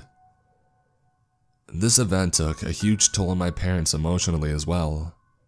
They removed the handles on every door. We had to live in an environment which was physically and mentally safe for Emily, which they were glad to be able to provide. Till this day, I have no idea what or where I was. I only knew that if I didn't leave, I probably would never have the chance to. To this day, I don't think we are both truly out of the place spiritually. We would both have nightmares of being stuck on the same night, where the moon had a more orangey hue. Other days, I would hear people speaking as if they were right beside me, only for me to see that they're not there. These were only the minor things. My sister is in there longer, and I can see the lasting effects in her eyes. She can see things she never could, although she tries her best to ignore it and never tells anyone. I know that because I too sometimes see humanoid shadows walking around in another society, maybe another lifetime or another plane of existence. It's always a blur and benign, but sometimes a huge wave of nausea would wash over me when something more sinister walks past. I can only pray they don't see us, because I'm sure my sister can see them too.